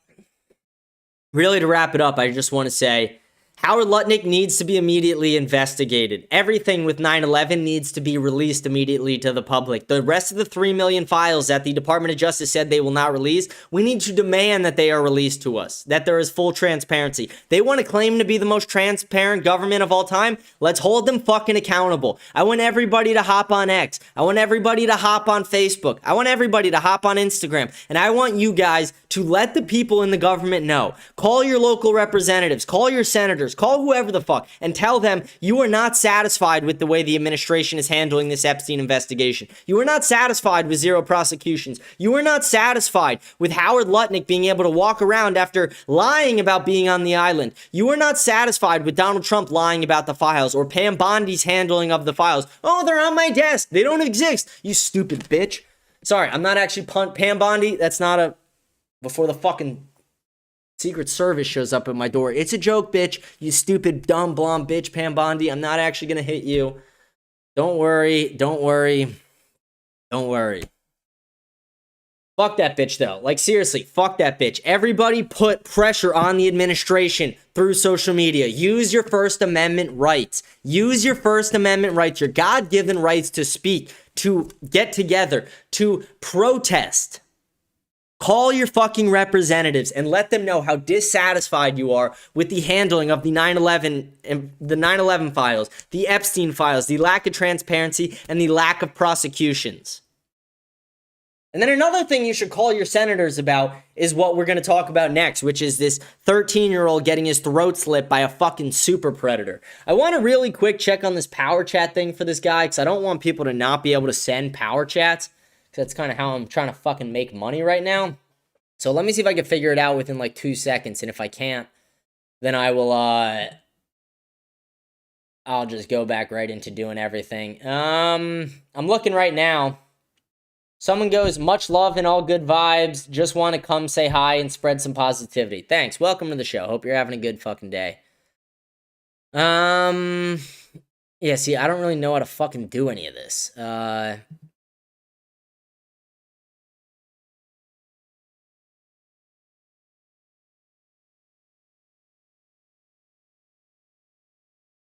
Let's see.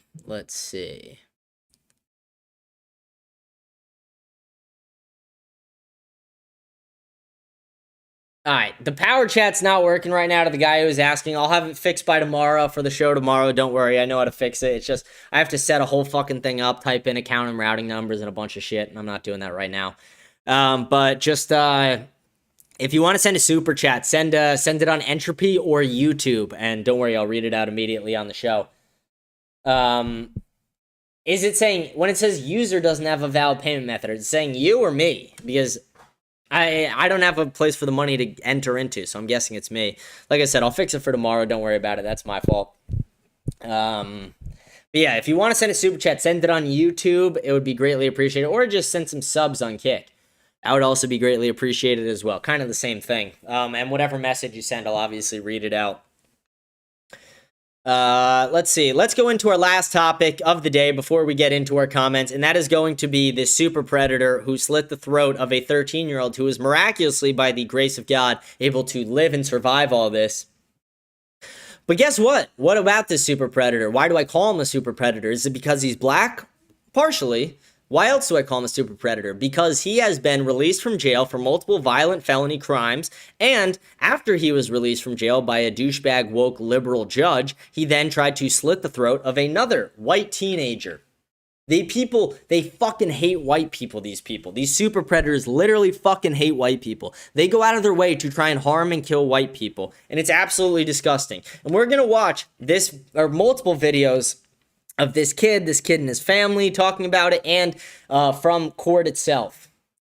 But this is the video of the 13-year-old Sullivan Clark who got slashed and was nearly killed this weekend in Daytona Beach at the Daytona 500. Jermaine Long had 8 prior arrests, released 4 days before the attack. This disgusting super predator. You can see all his mugshots at the top. I was on the phone at the time, and then some crazy dude comes from behind me.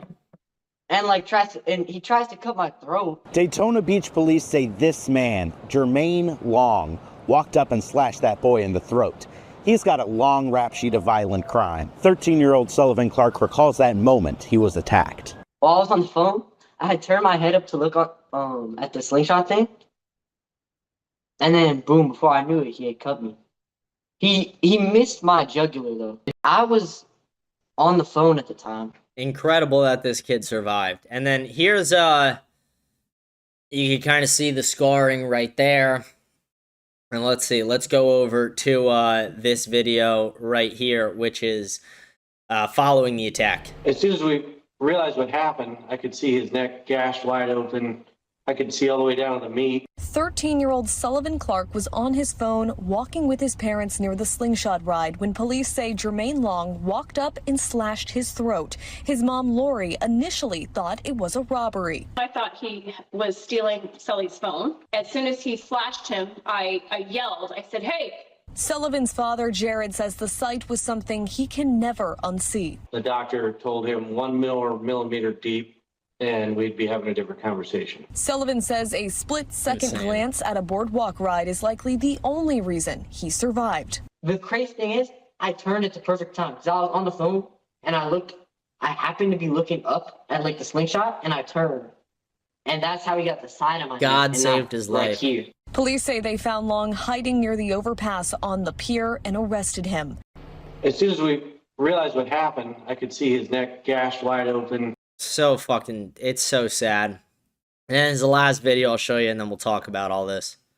Be ordering that you be held without bond. Long is a registered sex offender and has a lengthy criminal history in Volusia. Most recently, he was arrested in January for allegedly trying to hurt two men with a knife and then hit them with a large pole. Prosecutors dropped the charges, though, and he was released from jail just 4 days before the incident with the Clark family. Be ordering that you be held without bond. Long is a registered sex offender and has a lengthy criminal history in. So let's talk about this for a sec before we go over into our comments and all the rest of the stuff we had. Sorry, just closing a couple tabs here. But there's been a growing problem in America where the 13% cannot stop acting violently. And it's not the entire 13%. Let's really break it down for a second. What it is 13% is the black population in America. It's really not the women committing a lot of the violent crimes, although some, but not a lot. So it really cuts to 6.5% right off the bat. And then it's about, of that 6.5%, about 3%, so about half of that are the young men. And those are the ones committing the violent crimes. And it's maybe not every single one, but it's a lot of them. It is a actual insane amount of them. They call them YNs. They call them whatever you want to fucking call them, but they're just super predators. They are people who need to be removed from society, put in jail, or sent back to fucking Africa. I literally don't give a shit. If you cannot help yourself from committing crimes, if you are gang affiliated, if you are released from jail multiple times after committing multiple violent crimes, and then you commit another one, let's send these fucking people back to Africa who are doing this. Let's take the people who are committing the crimes. We don't have to take all the blacks, just the ones committing the crimes, put them on a fucking boat, and let them figure it the fuck out in the middle of the ocean, finding their way back home. I'm so fucking sick and tired as a white man of having to look over my shoulder every time I see a black guy because the statistics tell me I have to. I'm tired of walking down the street, you see a black guy walking towards you, you gotta cross the street. I would like to feel safe around them. I would love to feel safe around black people. But guess what? I don't. And why don't I? Because I have pattern recognition. I see that the statistics say that if I'm going to get jumped, if I'm going to be robbed, if I'm going to be assaulted, that a black person will most likely be the one to do it. So what does that do when you see that and hear that, and then you see the way they actually act in person? It kind of sours you to those people. It makes you think, oh, maybe I should cross the street. Maybe I should avoid it. Maybe people might call me racist for it, but guess what? I would rather be racist and alive than not racist and dead. I would rather be racist and not get my throat slit than not racist and get my fucking jugular cut. I would rather sit on the opposite side of a fucking train than sit right in front of one on a train like Irina did. And I'm not necessarily blaming Irina, but I'm telling you this, if Irina was a little bit racist, guess what? She'd still be fucking alive. If Irina wasn't a Black Lives Matter supporter, was just a little bit racist, maybe not even racist, if she just had a base level of pattern recognition and could look at the facts, could look at all the statistics, she would still be alive today. If Austin Metcalf knew that, he would still be alive today. He wouldn't have died in his brother's fucking arms. These people are violent. They will stab you because they feel like it. They will attack you because they feel like it, because they don't know any better, because they don't assimilate well, because they are criminal, super predator pieces of shit who need to be sent back to their fucking homeland. You want to act like a monkey? Go back to fucking Africa. I don't need that here. I do not need black people acting like shit in this country. Guess what? Black Americans are already looked down upon in some ways by a lot of Americans. And you want to know why that is? It's not just because I walk around thinking, oh, he's a different color skin than me. Fuck that guy. That's just disgusting and hateful. What I do is I see that every statistic shows me that if I'm going to be attacked, it's going to be by a black person.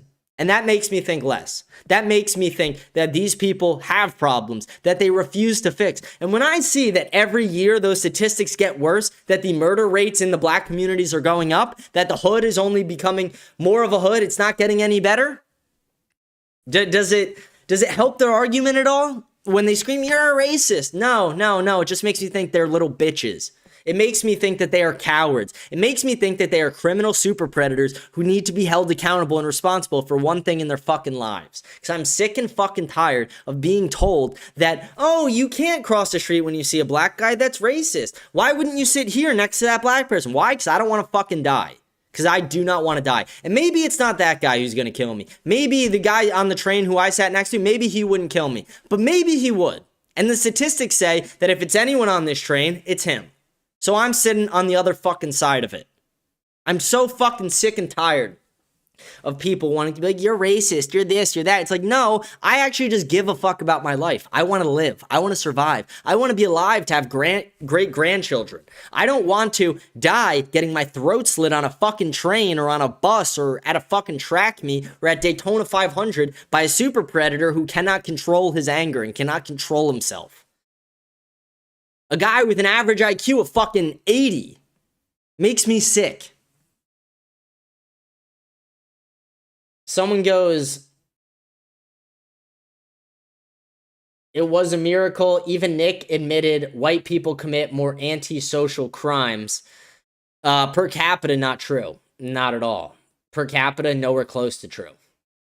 And then someone goes, I thought you said they are part of the founding stock. I never said black people aren't part of the founding stock. I just said we should take all the violent ones and send them fucking back to Africa.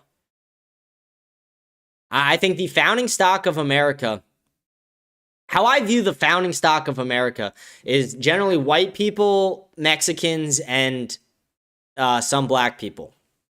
Some, not all.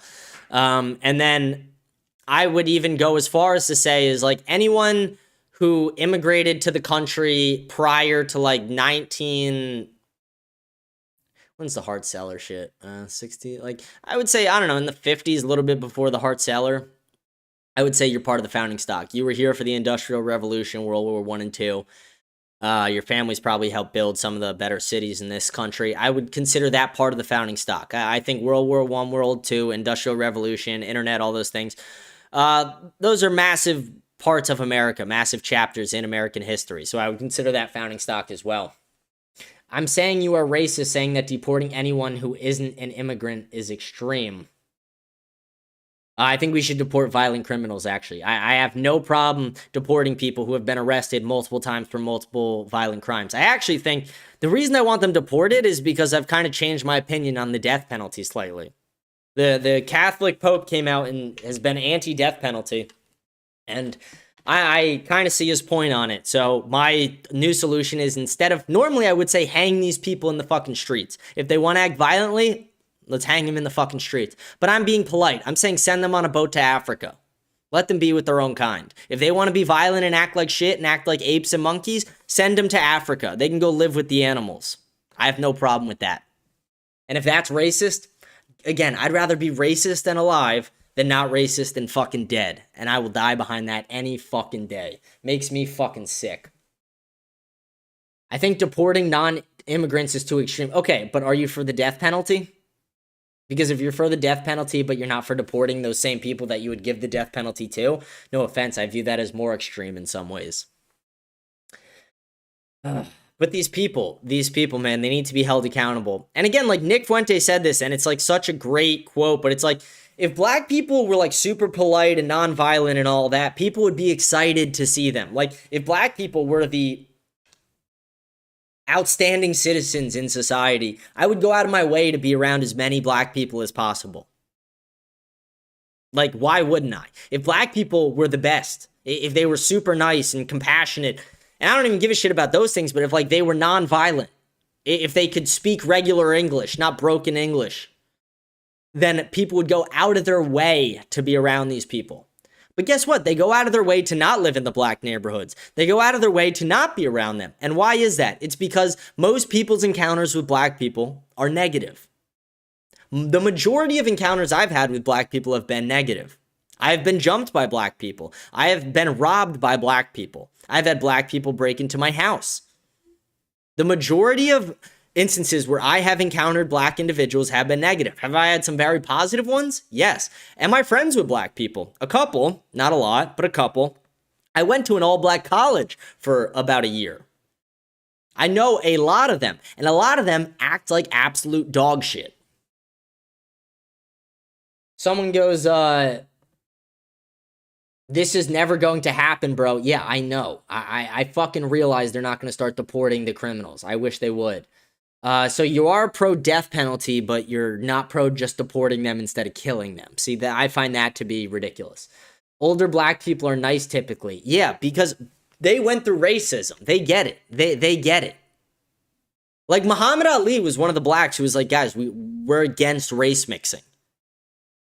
Why do you think they killed Malcolm X? Because of shit like that. Because he was speaking out against the Jews. Like, it's I don't know. It's insane. Black people have no real role models because the good ones were fucking killed. I've had mixed experiences with them. Yeah, I mean, again, go to Martin Luther King Boulevard and just stand there all day and let me know your experience. Let me know how it works out for you. Okay, but that's going to be the show. We're already like an hour and a half in. I went way over what I originally planned to do. But yeah, I mean, that's kind of my spiel about the blacks. They're way too fucking violent. They're way too fucking violent. They're way too rude. There's no decorum. It's a lack of respect.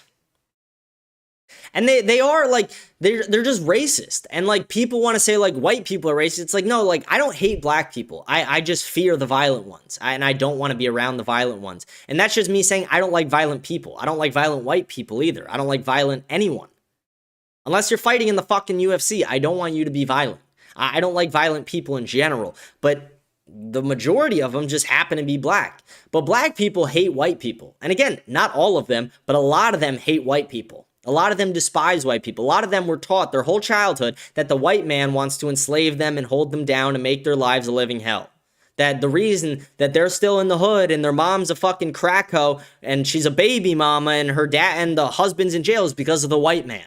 They don't want to acknowledge that the dad was selling crack or the dad was doing or selling drugs or had an illegal weapon on him or assaulted or raped or stabbed somebody. No, they'll never acknowledge that. It's the white man's fault to them. It's the white man's fault that you got knocked up at 17 because you spread your legs for every fucking thug. It's the white man's fault that black people only try to get in like 3 career paths, being in a gang, being in the NBA, and being in the NFL. It's all the white man's fault, right? Makes me fucking sick. What should we do to change this then? We deport the people who are committing these crimes to Africa. Like, it's that fucking simple. If you're Hispanic, you commit these crimes, we deport you back to your Hispanic country. You're black and you commit these crimes, we deport you to Haiti, Jamaica, Africa, wherever the fuck your heritage comes from. And same thing, I could even apply the same standard to white people if that makes you feel like I'm less of a racist. I don't give a shit. If somebody who has of Italian descent wants to go commit multiple violent crimes and they are facing the death penalty or whatever, or life sentence, send them back to Europe. But the thing is, Europe won't take them. Africa fucking will. Africa will have no fucking choice. We need to get these people the fuck out of the country. Anyone who's acting violently needs to be removed from this country fucking immediately. That's where I stand on that subject. Let's move on to our comment section. Before we do, I want to remind everyone to like, smash the follow button, leave a comment. We read all the comments at the end of each show. Rate the show 5 stars on Spotify. Follow me on Instagram, X, whatever fucking platform you're watching on. I might change the name of this episode. I originally named it Deport Randy Fine Back to Israel. But I think I'm going to name it Deport Randy Fine and Howard Lutnick Back to Israel and Blacks Back to Africa. Deport the super predators. Oh, that would be a fun one. I don't know. I probably couldn't put the Blacks part in there without it getting shadow banned. But I could probably put the Randy Fine or the Howard Lutnick thing in with the Randy Fine. We'll do that. Angry Unicorn joined the chat, and good to see you. How you doing? Nice to see you. All right, let's get into our comment section. Hope you guys enjoyed the show so far. I was kind of getting pissed off during it. It's what happens, though. It's passion. It's passion. James, did you get the COVID vaccine? Sadly, yeah. Sadly, I was forced to, actually. I was. I didn't get any of the boosters or follow-ups, but yeah, I did get the first one, sadly. Very sadly. And it's weird, actually. If you got the vaccine, I urge anyone who got the vaccine to try this. Maybe one day I'll demonstrate on stream, but it's weird because I'd have to, like, strip my shirt off at least to do it. But metal sticks to my shoulder now. Like, it's weird. Metal sticks to my shoulder. Like a magnet. Like, I swear. Like I could put a knife or a spoon or, like, I have a metal nail file. I could just stick it on my shoulder and it magnetically fucking sticks there. Very odd. I'm very pissed I got it. I was forced to get it. So shitty. Hey man, I'm white, smart, and a Raiders fan. That's rare. That's rare. A white, smart Raiders fan? That's rare. I'll give it to you. Juggling strat always works. Dude, juggling is great. Loved the Wolf of WS reference. What Wolf of Wall Street reference did I make? If anyone in the chat knows, let me know. Why does that happen to my arm? Someone said in the chat. It's because the COVID vaccine. Because the COVID vaccine. Ever since the COVID vaccine, I've been able to stick metal on my arm, and it fucking sticks like a magnet.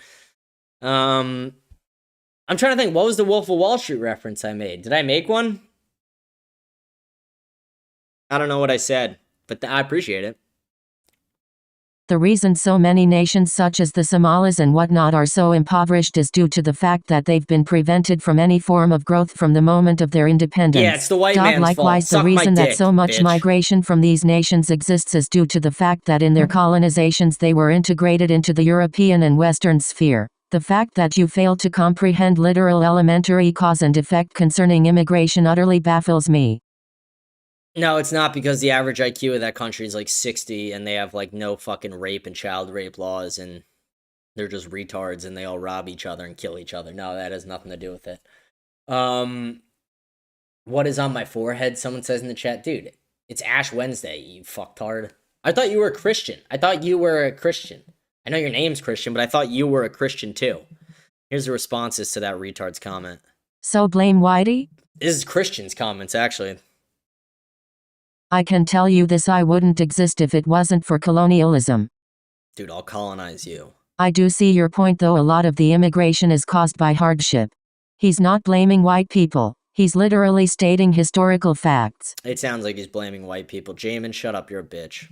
The fact that he can't comprehend this shouldn't baffle you, given that he's a 26-year-old man that resorts to name-calling and fails to use his big boy words when given logical argument. You're a pussy, Jamin. Jamin, you're a 15-year-old retard. Shut the fuck up. I'll have you sent to Little St. James Island, and they'll deal with you there. Yeah, it's not only Catholics. I'm pretty sure other Christian denominations also do Ash Wednesday. I could be wrong, though, but I'm pretty sure. Cece, Brittany looks like a 40-yo wine mom from a trailer park. No offense to your possible future wife. Brittany's not my future wife, don't worry. But, Cece's not either, but I'm trying to get Cece on the show. I actually think we'll have Cece on the show either this week or the start of next week. That'll be cool. We'll have a longer debate. Back to the good days of arguing liberal women. I love to see the win. Ruined her mood for sure. Dude, she was schmitting with me at the end. She is just the typical emotional CNN slop-eating lefty lunatic. How does she even have a following or platform? She's an idiot. Because she's a pink-haired liberal. Liberals eat that shit up. You're a 3-pump guy. Calm down, paste boy. Love the show. 5 yellow, 5-pointed star. Here's the thing. I do agree with what Clavicular says about it. Like, Clavicular had a funny clip the other day where it was like, the guy says, what's it like for a girl sleeping with Clavicular? And I agree with the first half. I don't agree with the second half. But they go, it's about 1 minute, and then she has to go to the clinic after. I don't agree with the clinic part, but it's like, I agree with clavicular, where it's like, I don't give a fuck about the female. Like, if I was gonna break my ball cell streak, if I was going to engage in sexual intercourse, premarital sex, I wouldn't give a shit about making the woman come. Like, that's just gay. Like, I'm in there to get my thing done and get the fuck out and get back to work. Like, that's, like, come on, let's be realistic, guys. We gotta work as men. We have shit to do. We have bigger and better things to do and conquer. So, again, get in, get out. Like, 3-pump guy, I would be proud of it. I would aim for that, actually. Someone goes, clavicular is clearly not into girls. Clavicular sleeps with a different girl every single day, you fucking idiot. Sometimes multiple. His entire thing is done to get women. So, that's a retarded comment. And then you also said, Ceci is cute. Dude, I'm gonna tell your girl you said. No, I'm kidding. Mogged. Yeah, mog the fuck out of her. Your debate was like two schoolgirls gossiping. You just sound like a seething bitch. Bro. James didn't know what he was talking about. Jamin the only is just reason such a he won seething was pussy. BC Ceci knew less. Shameless content robbery. Don't count this as an episode, you're better than that. Dude, you try and do a show every fucking day when there's literally no news. This is the first day in 2 weeks that we have had anything happen in the news. Did you just say that white people run good countries? I mean, look at France, look at Britain, and look at the whole Europe. Find me a good country in Europe. Denmark, Sweden, Norway, like every single one of these countries. A little Somalia now, literally. Marco Rubio get a speech at the Munich conference about Europe's decline and how America wants them to be better because we don't want to be the ones assisting in their downfall. Yeah, I mean, the reason these countries are falling is due to mass migration of minorities. James, are you saying Nazi Germany, our enemy, was a good country? No, I think I said they had a couple good policies, and one of the policies that I specifically said is they gave interest-free loans to newlyweds, and then for every kid they had, they gave them more money. And I think that's a good policy, actually. And I would love to hear your argument for why it's not. You're asking me or James, cause I think you know I believe Germany while the Nazis ruled it was bad and the USSR was bad, it was a tyrannical regime. That's the token Jew Fidel. You said white countries are good countries. I named 2 historically great examples of white countries failing. And buddy, just because I'm giving you factual and logical arguments does not make me a little kid. No, you're a little kid because you're a 15-year-old. That means you're a fucking little kid, you fucking retard. And I told you, the countries are failing due to mass immigration, you fucking retard again. It's not even just immigration that is causing it. The main issue is liberalization and secularization. That is what originally led to mass migration after all, because people wanted to stop having kids, which led to Euro governments trying find replacements for the dying population elsewhere. Partially true. It's actually more to blame on woke liberal white peoples, but both are intertwined. Woke liberal white women. But again, like, woke liberal white people are just self-hating whites. That's a better way to put it. Instead of saying woke liberals, say self-hating whites. That's a better description for the people. Because they're not doing it because they're woke. They're doing it because they hate white people.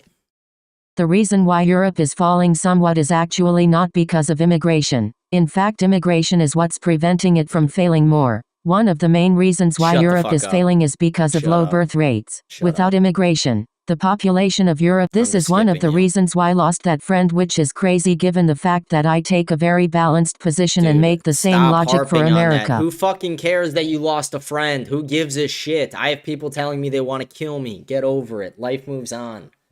James, quit acting like European culture is pretty similar all throughout Europe. There are literally Muslim majority countries in Europe such as Bosnia and Albania. You're so fucking stupid. Again, that's like when Candace Owens was like, but Egypt is part of Africa. It's like, you stupid bitch. Ugh. Again, Jamin, like, you want to be like ultra literal sometimes and then generalize other times, and then you don't understand when I'm generalizing and you don't understand when I'm being ultra literal, which means that you're low IQ, retarded, and I don't blame you. You're a 15-year-old fucking idiot. She's like the Candace to your Nick face with tears of joy. If only she was as correct about her position on immigration as she is passionate about it. At least she wasn't completely insufferable.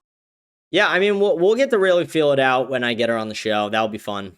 Personally, I think an age of consent law should be rewritten to be if a member of the relationship is above a certain range, like an age gap of 5 or so years, should be prosecuted, hung on live TV to make a statement, or castrated. But it will never be passed due to the average age of government officials are so high. Love the content, keep it up. I will drop a dono as soon as I can. Appreciate that. I don't really agree with your take necessarily. I actually almost agree with Jamin's response here. Dude, he goes, she was one of my closest friends, dude. Don't be such a jerk. I'm just saying, it's like, dude, she obviously wasn't that. Like, maybe you were probably a close friend to her. Like, you were probably really good to her. But again, like, if she is willing to not be friends with you over your positions, which I'll admit are not extreme at all, she's just a fucking retard. You don't need that. Like, you just don't need that. Would a 27-year-old dating a 21-year-old be included in that? Yeah, that's what I'm thinking. It's like, I don't know. I think it's like I know tons of people who have like a 10-year age gap and they're great. I was just asking cause that's more than 5 years. We should set a maximum age limit on the presidency to 75. Too old still, 65. But yeah, I don't agree with the 5 years thing. I really don't agree with the 5 years thing at all. Like, maybe if you wanted to say like a 16-year-old shouldn't date like above a 21, like maybe if you were going to lower the age of consent to 16, then that, maybe you could put it like there, but yeah, I mean, I don't see a reason why like a 35-year-old couldn't date a 25-year-old. That's kind of ridiculous to me. I usually miss your live show because I'm serving abroad in the military. So where's the link to donate some Groiper bucks for the Jubilee trip? Thank you for serving. Appreciate that. The link is in the description of every episode, or on YouTube. And we'll have the power chat set up for tomorrow. But yeah, Entropy link in the description, YouTube super chat, or like I said, power chat will be set up tomorrow. Thank you for your service. Someone goes, I was mentioning it for context. Never give up, never surrender, never give in. Nicholas from the blue state of Boston. Dude, that's a good quote. Never give up, never surrender, never give in, never take a backward step, never give a fucking inch. Never give in to these fucking scum, these people. It's also kind of funny that both the people you've debated have been white women, which further shows that they are a huge part of the problem. Yeah. White, I mean, it's like, again, it just all comes down to like self-hating whites. Why are they liberal? They're liberal because they're self-hating whites. White people could be unstoppable politically if we all had the same views. We are our own worst enemy, sadly. Again, if white people, here's where I'll give it to the Jews. If white people acted like the Jews acted, we would be we could literally conquer the fucking world. And I mean that. We would literally conquer the entire fucking world. I literally just said hi to a black and didn't get robbed. Yeah, dude, not every black guy's gonna rob you, you fucking idiot. Like, that's just retarded thinking. Have you seen the file saying that Hitler did make it to Argentina? I saw it on Instagram the other day and want to know your opinion on it. I have it screenshotted and could send it to you through Insta. Yeah, I've seen it. I think it could be true. I don't know for sure. I think it could. Sound good, appreciate it. Tease is not true. The Soviets literally found parts of his mouth in Germany. You think he blew up his mouth and then moved to Argentina? No, I'm just saying that testing back then wasn't the fucking same as it is now. Not saying it's true, relax. This is a comment section, not a debate section. Literally looking for any reason to argue, you a woman. I was literally just telling you the facts. Wasn't trying to debate in that instance. But keep throwing childish insults at me. It really shows your true character. Oh no, my true character showing. Dude, Jamin, you just get clowned. Like, this is like a comment like this that we're about to read now just shows you how retarded Jamin is. Immigrating without fully assimilating is perfectly fine, as long as you can speak basic English. You will literally be deported from 90% of countries if you don't assimilate to their culture, and we should be one of them.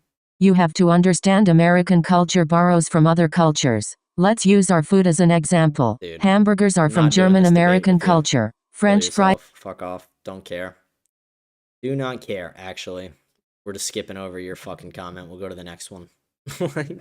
Immigrants should 100% leave their flags and old customs at home and learn English and embrace our culture if they want to live here. My family came from England, Ireland and Scotland. My father's side has been here since the 1600s. Our Appalachian culture has been American for over 350 plus years. Pizza, chicken with sauce, pasta etc. may not be American, but barbecue, grits, biscuits, pimento cheese, cornbread, okra, black-eyed peas, fried chicken and catfish etc. are as American as it gets.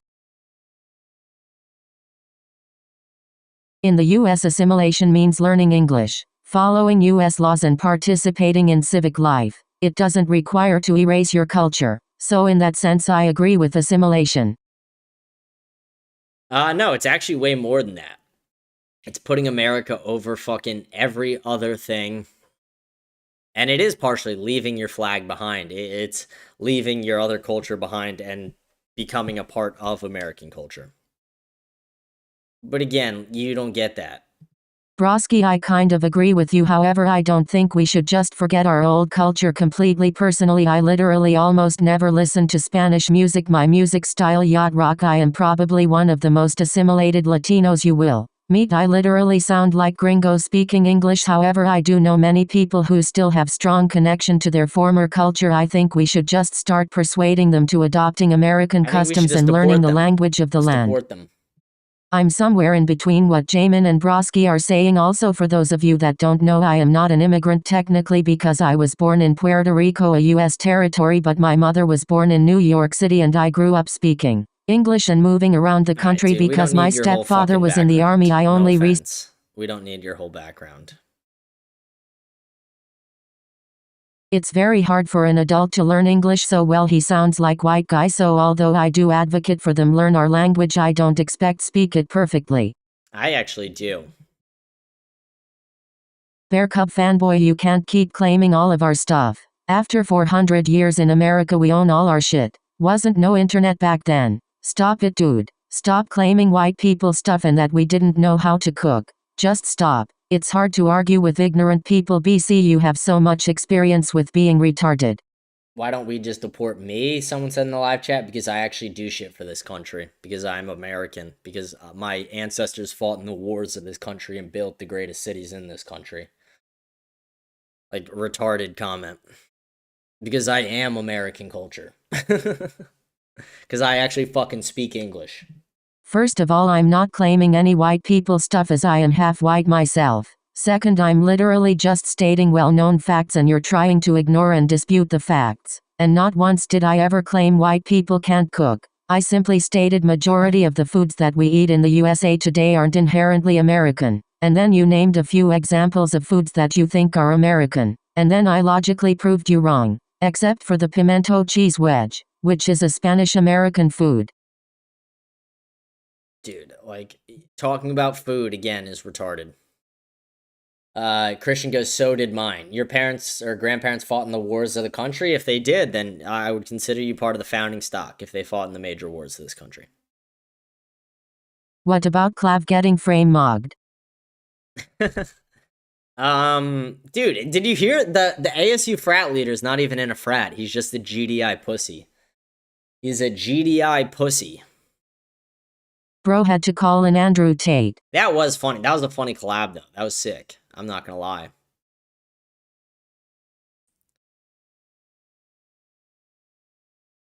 She made the point I made about nativity. Okay. I agree, though the KKK comment was ridiculous, and if someone broke the law by coming here illegally they should be deported. But you're right, she is attractive. It's sad she is so far left. I don't think I ever even said she was attractive. I think I made a joke that she was cute, but I don't find women with pink hair to be attractive, no. My great father fought in Korea and nearly died. Yeah, I would consider your family part of the founding stock then. Also, why did you skip my comment? I skip some comments sometimes. I also made mistake. It's February 17th. Okay, great. He skipped your comment because he can't dispute logical arguments. No, I skip comments because I have no obligation to actually fucking read and acknowledge your comments if you're just annoying the shit out of me. Like, this is my show, not yours, you fucking retard. Again, this is a dictatorship, not a democracy. If I don't want to fucking acknowledge you as a person or read your comment that day, guess what? I'm gonna fucking skip it. I don't give a shit what some 15-year-old retard Indian from Chicago says about it. Like, Christian, please refrain, kidding, from using facts and logic on a clown-like podcast like this. Jamin, you're just a little bitch. And James, we literally have checks and balances in our nation, so the president can't just do anything and be above the law. Otherwise there would be no point in having 3 branches of government. Dude, you don't understand. Again, you're such a fucking idiot. And then he goes, Congress sets the law, not the president. The fact that you have literally been alive since the 20th century and still don't know this astonishes me. Dude, you don't know what plenary power is of the unitary executive, very obviously. It means the president can do whatever they want, and it is technically not illegal because they are the president. It is not a set-in-place law, but it is a practice that has been used by every president and legal scholars and political scholars around the country for decades and generations, and it is something that exists. Stephen Miller even openly acknowledged it. Obama has openly acknowledged it. Trump used it. Biden used it, Obama used it, George Bush used it, Clinton used it. They all use the unitary executive theory and plenary power, which says and basically means that the president can do anything they want, and as long as the president is doing it, it is not illegal for the president to do it because they are the president. So again, you are retarded. I'm not saying the president can pass any fucking law they want. What I'm saying is the president can violate almost any law they want. You are a fucking idiot. Things go over your head. You don't realize these things because you are a retard. You are so fucking retarded. It's not even funny at this point. You're just annoying. Alright, someone goes, my birthday is February 17th. Nice. When the violence between Christians and Muslims inevitably breaks out, you won't just be fighting Muslims. You'll be fighting the Jewish powers backing them. Bishop Richard Williamson. That's what I meant. I'm simply referring to the current mass migration phenomenon in Europe. You're, I thought that long post before was Christian. I realized that's what you're talking about. I didn't realize what you were talking about for a sec. I mean, and also another big thing with that is, like, when the Jews talk so badly about the Muslims, there's so many clips, and, like, sometimes they let the mask slip, and in interviews and, like, on hot mics, they've said it. If you ask a lot of these Jews in the media who is the real biggest threat to Judaism in Israel, Christians or Muslims, they'll always tell you it's Christians. That's really who they think it is, Christians. Ugh.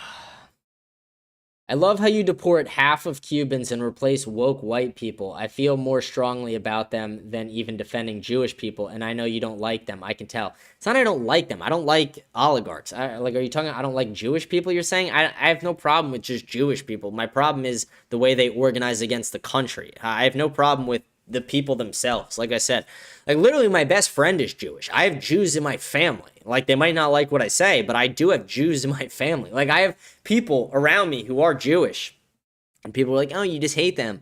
It's like, no, I fucking don't. I just don't want America to be controlled by Israel and by Jewish oligarchs. It's that fucking simple. Alright, we're almost through with the fucking comments. Almost through. I like doing the comments, but at the same time, sometimes they piss me the fuck off.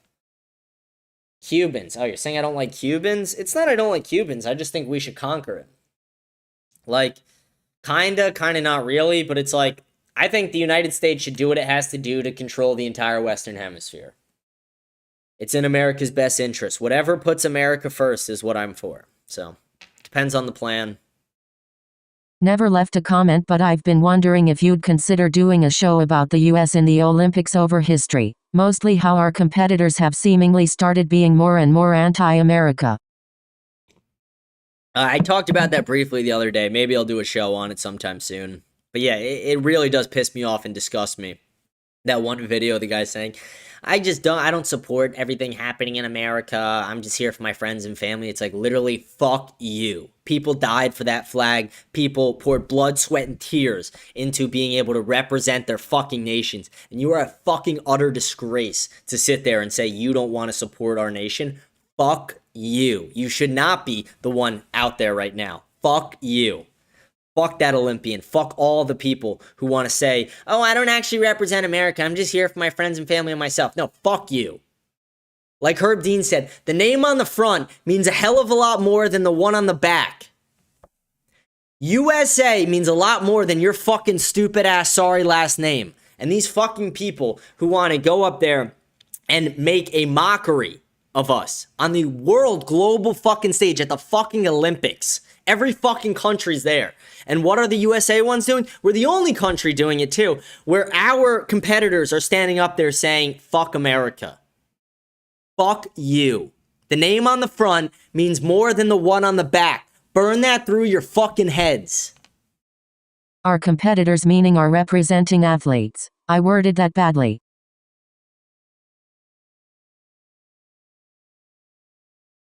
Yeah, I knew what you meant. I knew what you meant.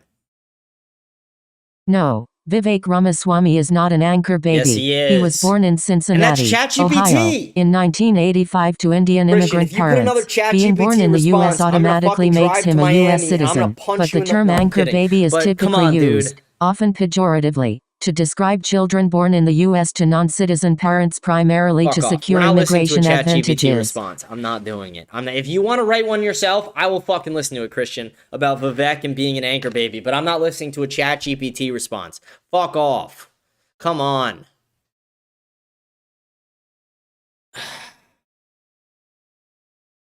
Like, come on. He was born to immigrant parents in the United States. That's how they got their full citizenship. He is literally a fucking anchor baby. The parents weren't full American citizens. They had a baby in America. They became citizens through that. He is a fucking anchor baby. And all anchor babies should be deported, along with the parents. Anchor babies are not real Americans. They are not.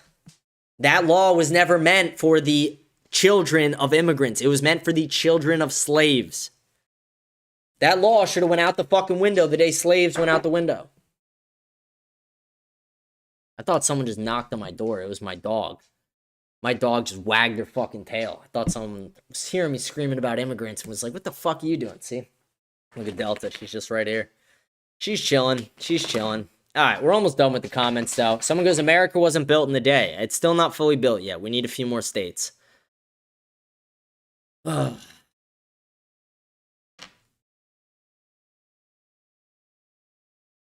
Bro, I like coming here for a reason. I made some very interesting statements and some of you would have agreed with them had you read them. Yeah, but dude, like again, I'm not going to read the shit that's written by ChatGPT. It just doesn't interest me. Stop replying on my comment, Dick Nugget. Blowing up my phone hoping he magically sucks the man tits off your chest. Christian just goes, my phone ran out of battery. What was your last response to my last comment on the chat? Dude, I just crashed out on you because you gave a ChatGPT response. It was about the anchor baby, and I explained his parents weren't full Americans. They were immigrants in the country on visa status, and then they had a baby, and then they all became Americans because of it. That's not a real American. That is abusing a loophole in a system that was never meant for you. Anchor babies, the amendment that allows them to become children or citizens, it was meant for slaves' kids. And the day slaves stopped in the United States, that should have stopped too. But no, they abused that.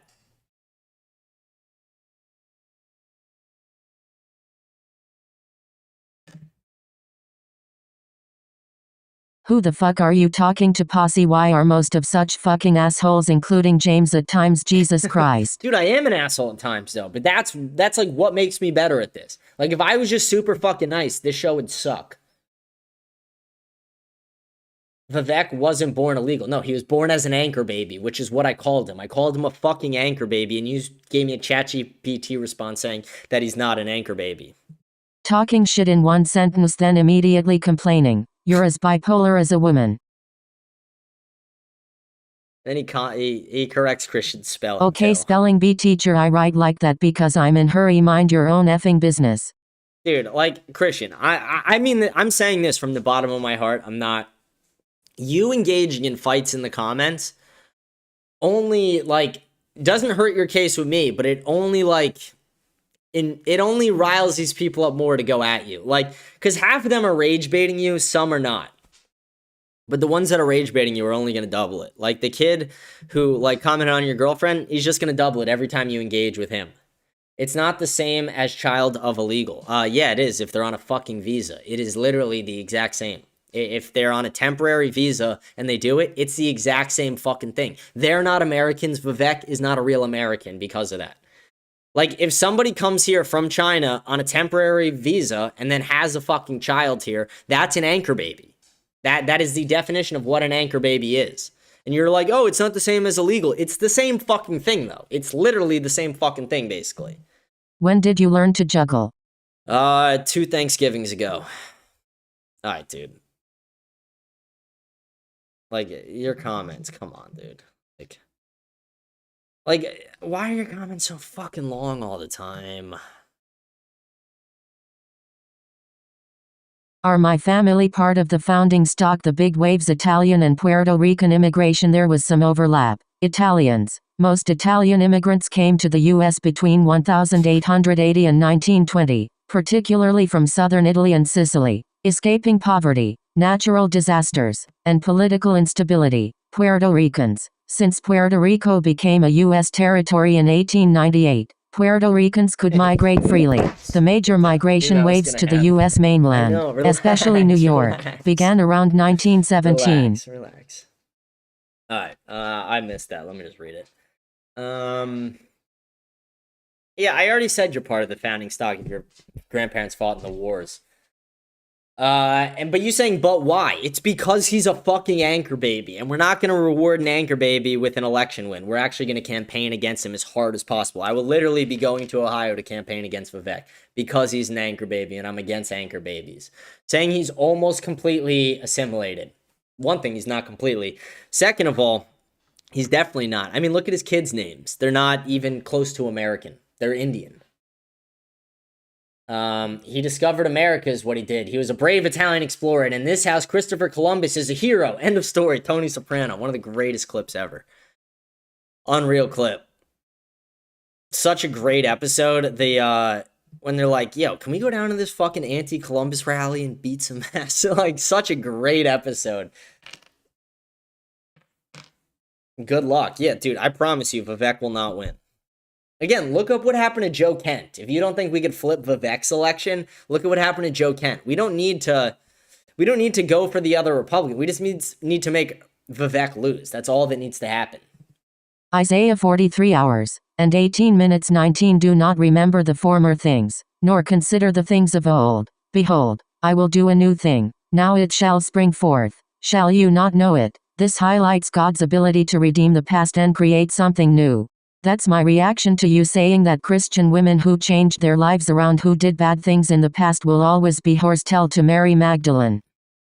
I'm saying they'll be whores to me. I'm not saying that Jesus Christ won't forgive them. I'm saying that I am not willing to overlook that fact when I'm looking for a future wife. Like, how'd that go over here? Again, like, this is the type of shit that I'm talking about.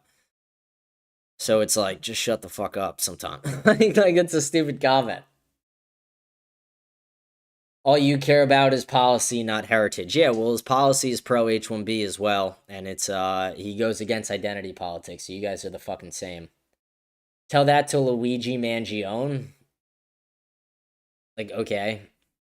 I'm for deporting Luigi too. I don't give a shit. You're not part of the founding stock, James, so in accordance with your own logic, you're not part of the founding stock. You're not part of the founding stock, so in accordance with your own logic, you're not part of the... Again, you just repeated yourself like a fucking retard. Again, anybody who helped build this country is part of the founding stock. You're just fucking retarded. James, your rage baiting doesn't go over my head, trust me. There are also plenty of chicks out there that are decent even in Florida. I DK anything about your location, but don't look in the cities and try some of the suburban or rural areas. Regarding the mafia, was the Iceman Richard Kuklinski full of shit or a real killer? Gregory Scarpa isn't well known, but he was a stone cold killer. I always found his story interesting. I like mafia history too, even though they are all pieces of shit. What's that name? Klinsky? It sounds Russian, like Russian mafia. Let's see. I don't really. Maybe I know who it is. I don't think I do. Let's see.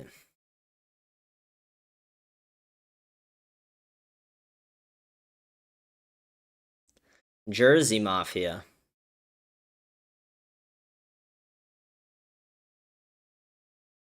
I don't know. I'll have to look into him more. I guess I don't know a ton about that guy. I'll look into it more. I'll get back an answer for you. But yeah, I love mob history. I'm overly obsessed with mafia history, actually. I think it's very interesting. And the country was actually safer. Like, New York City was safer when it was run by the mafia. I'm not saying it should still be. I'm just saying it was. It's kind of crazy. But yeah, I mean, even the Jewish mafia is very interesting. Let's see. Someone goes... Also, Vivek's family moved back to India, so he didn't brown them here. The only member of his family that still lives here is his mom, and she was in the process of becoming an immigrant. Yeah, I don't think she should be able to. And then his whole family lives in India, so he's got ties to India. Yeah, I don't want that. I don't want politicians who have ties to other fucking countries. Sorry. The things that are killing our country are mass migration, feminism, and our Jewish oligarchy. Nick Fuentes. Beautiful quote. So true. James the First have a question for you. What should we do to homeless people in this country? There's some people I believe government should give them shelter with our tax dollars. If some people believe we shouldn't just give them shelter, we should pay for their drugs, let them live luxury lives on our tax dollar. And then there's the opinion that since they are productive people to society, we should send them to jail. And then there's the most radical opinion, we should kill them. Where are you on this? Put them in, I think most homeless people need to be put in mental asylums. I think homelessness is actually a choice for the most part. Most good people will never end up homeless. Like, for me, it's like, even when I've been at the brokest points in my life, and I'm sure it would continue, I have people around me who love and care about me, and they would always take me in. And maybe you can make the argument that someone like, everyone they ever fucking knew died in some tragic accident. But yeah, I think most of them should be in mental institutions. Most of them are drug addicted. Most of them have mental problems, and that's the reason they're there. I mean, like, if you ever go through New York City, you would see it. I mean, most of these people are actually fucking insane, and they just need help, like mental help. They need to be put in a home. So that's where I would say. If they want money, offer money to experiment on them. I don't fucking know. If you have a family member named Mario, they should be deported. I don't. All my family members are named American names. Shut the fuck up. Like, Fidel, that was a good question, though. You destroyed her. Women base all their arguments off emotions, and that is the reason they should not be in politics. Yeah, there's a lot of other reasons, but that's a very good one. Yeah. This is a common tactic people start to use when they are losing an argument. Instead of addressing the argument itself, they use other tactics such as calling the other person emotional, stupid, etc. to make a horrible attempt at undermining their opponent's character so that it looks like they beat their opponent in the argument. Hence, the reason why every damn groypers uses this tactic when arguing or debating.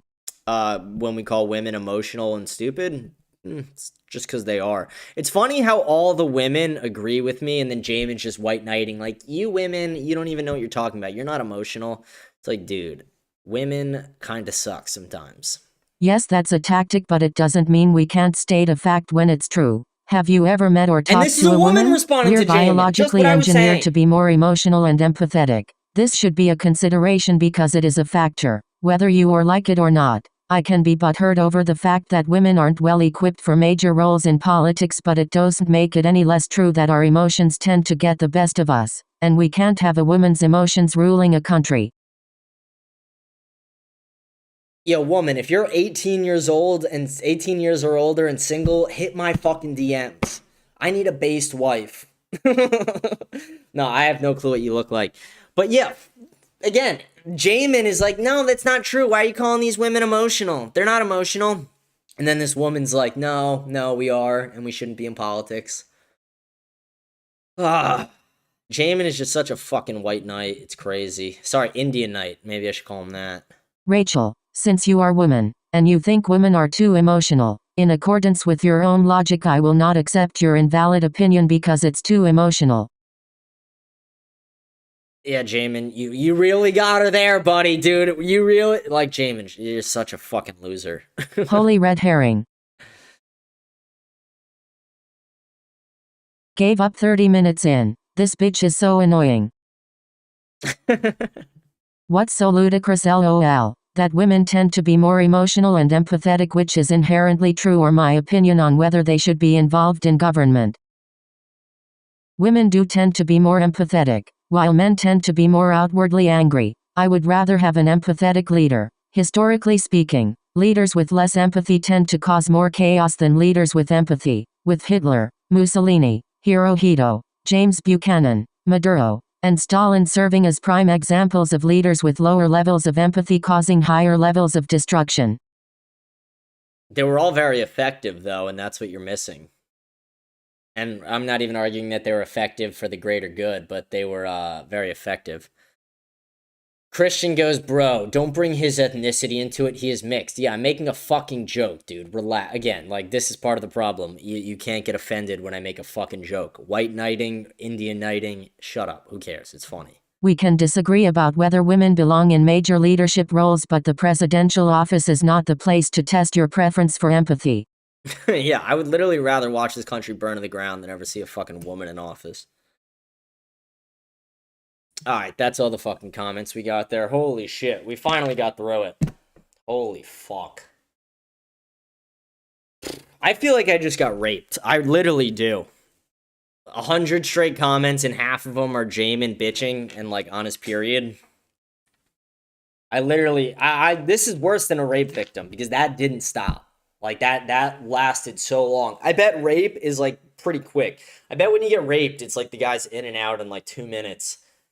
I just got raped for like fucking 45 minutes straight. That was absurd. Someone goes, great show, have a good night. Thank you. We're about to sign off in a minute. I'll have the power chat fixed by tomorrow. I appreciate you trying to power chat. It means a lot. Let's see. Any closing thoughts before I sign off? I have a collaboration that I have planned next week. What was the day I planned it with? With Camden, Hampshire. Planned it for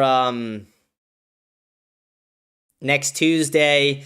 I'm trying to get Cece on my show either tomorrow, Friday, or Monday. For another debate and conversation. I'll make a big announcement on Fishback next week. I might do a reaction to the collaboration between Sneeko and Fishback, because I watched part of it. Let's talk about that for a sec. That was cool. I watched part of the collaboration with Fishback and Sneeko yesterday, and then I actually turned it off. And I didn't turn it off because it was bad. I turned it off because I'm like, I want to live react to the rest of this. I want to do this on stream. So we'll probably do that on I don't know, if there's another slow news day tomorrow or Friday and we don't have CC on maybe one of those days. Maybe we'll do it on Saturday if we do have busy news weeks. It seems like we're about to go to war with Iran. That's what everyone's predicting right now. Oh, Austin with the 2 gifted subs. Let's go. Shout out, Austin. You're the fucking man. Let's go. 2 gifted subs. See, guys, funding the Jubilee trip. That's what he's doing right there. He's funding my trip to Los Angeles so I can absolutely wreck these people in a fucking debate. I just got a notification from Spotify. Let's see if someone else commented or if it's just an old one that's It's lagging, it seems. Okay. But huge shout out. Thank you for 2 gifted. What a dub. What a dub. And when you give subs, that means people can watch the show easier. If they don't have premium, they don't get fucking ads or whatever the fuck. I guess I don't know exactly what it means, but I do know that I get the money to then use to fund my Jubilee trip. So huge thank you to you. You're the fucking man. Everyone, shout out Austin. Shout out. Everyone pour one up for Austin tonight. Pour up a drink. Give a little cheers to Austin. What a fucking guy. What a guy. What a guy. What was I saying? I was talking about the clavicular fishback thing. They did an IRL stream in Miami, and it was so fucking funny. It was unreal. I mean, they're talking about goy slop in a 7-Eleven. Some guy tries to beat the fuck out, or like threatens to beat the shit out of Sneeko. And Sneeko's like he's like, you won't fucking do shit about it, pussy. With Fishback standing right next to him. They're talking about Ye's Heil Hitler. They're talking about Ye's albums and the best one. They're listening and rapping a monster. They're fucking, I don't know. It was unreal. It was so funny. They're sitting in a fucking restaurant and Sneako's just open carrying his fucking Glock in his waistband. Fucking incredible. Like, I dropped the screenshot of him open carrying the Glock sitting next to Fishback in this restaurant. Probably one of the greatest screenshots I've ever taken. I actually think last night was more impactful to James Fishback's campaign than almost any other thing he's ever done. And it wasn't even political. Like, it was a little bit. They talked a little bit about policy and politics and Florida, etc. But it was really just two guys shooting the shit. It was just two friends shooting the shit. And guess what else happened? Nick Fuentes endorsed Fishback live on the stream. Nick Fuentes was watching the entire thing on Kick. He was in the live chat, and he endorsed Fishback on the stream. Huge fucking W, which I said would happen. I've been on Fishback since day fucking one. Pause. I've been saying Fishback will win since day fucking one. Fishback is the fucking man. He is legit. He is not a Jew like everyone wants to make him out to be. Fishback is the fucking man. I love Fishback. I really do.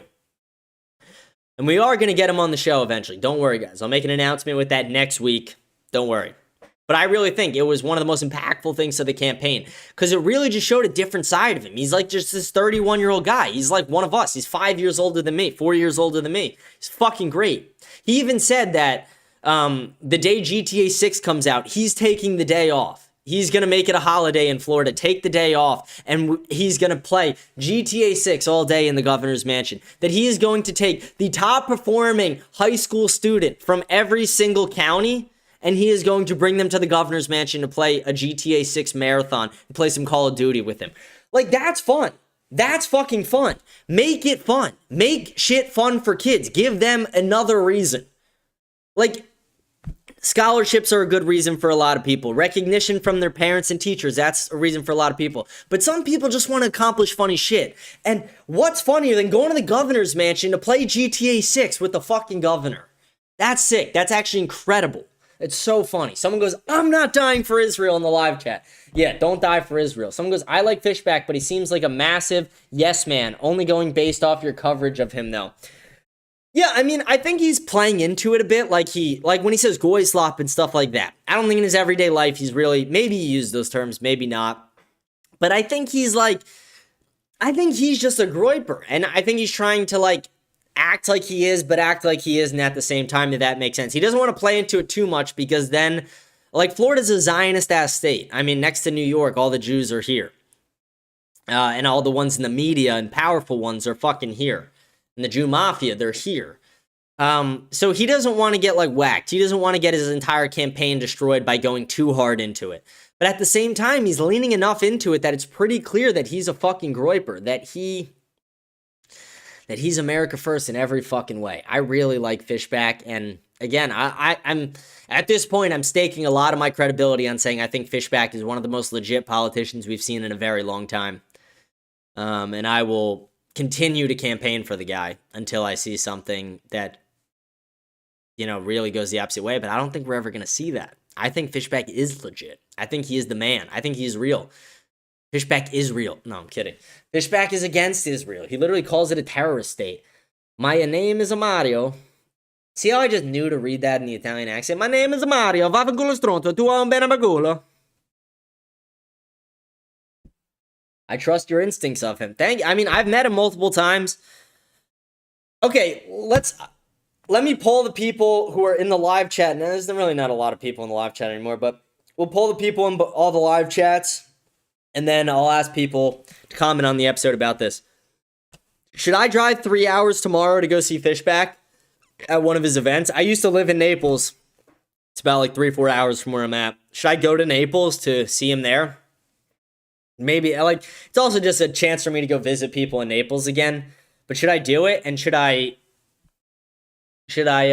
pre-record? Okay, maybe I do that. Maybe I do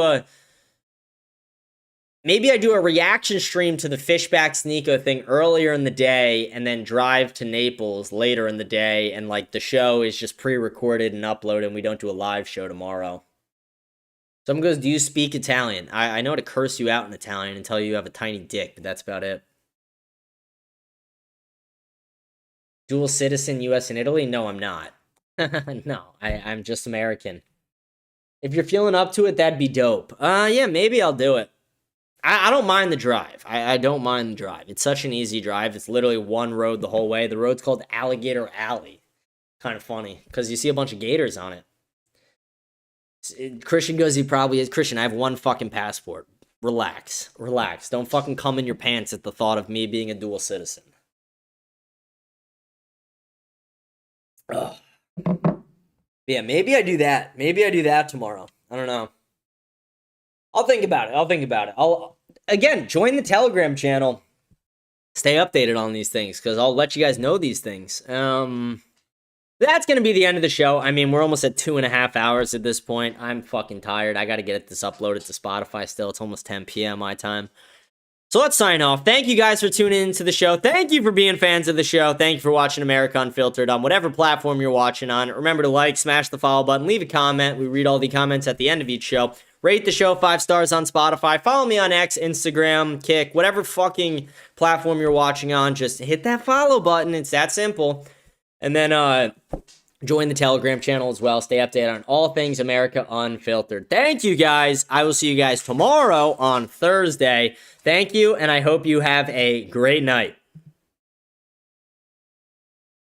I should like to help everyone if possible. Jew, Gentile, black man, white. We all want to help one another.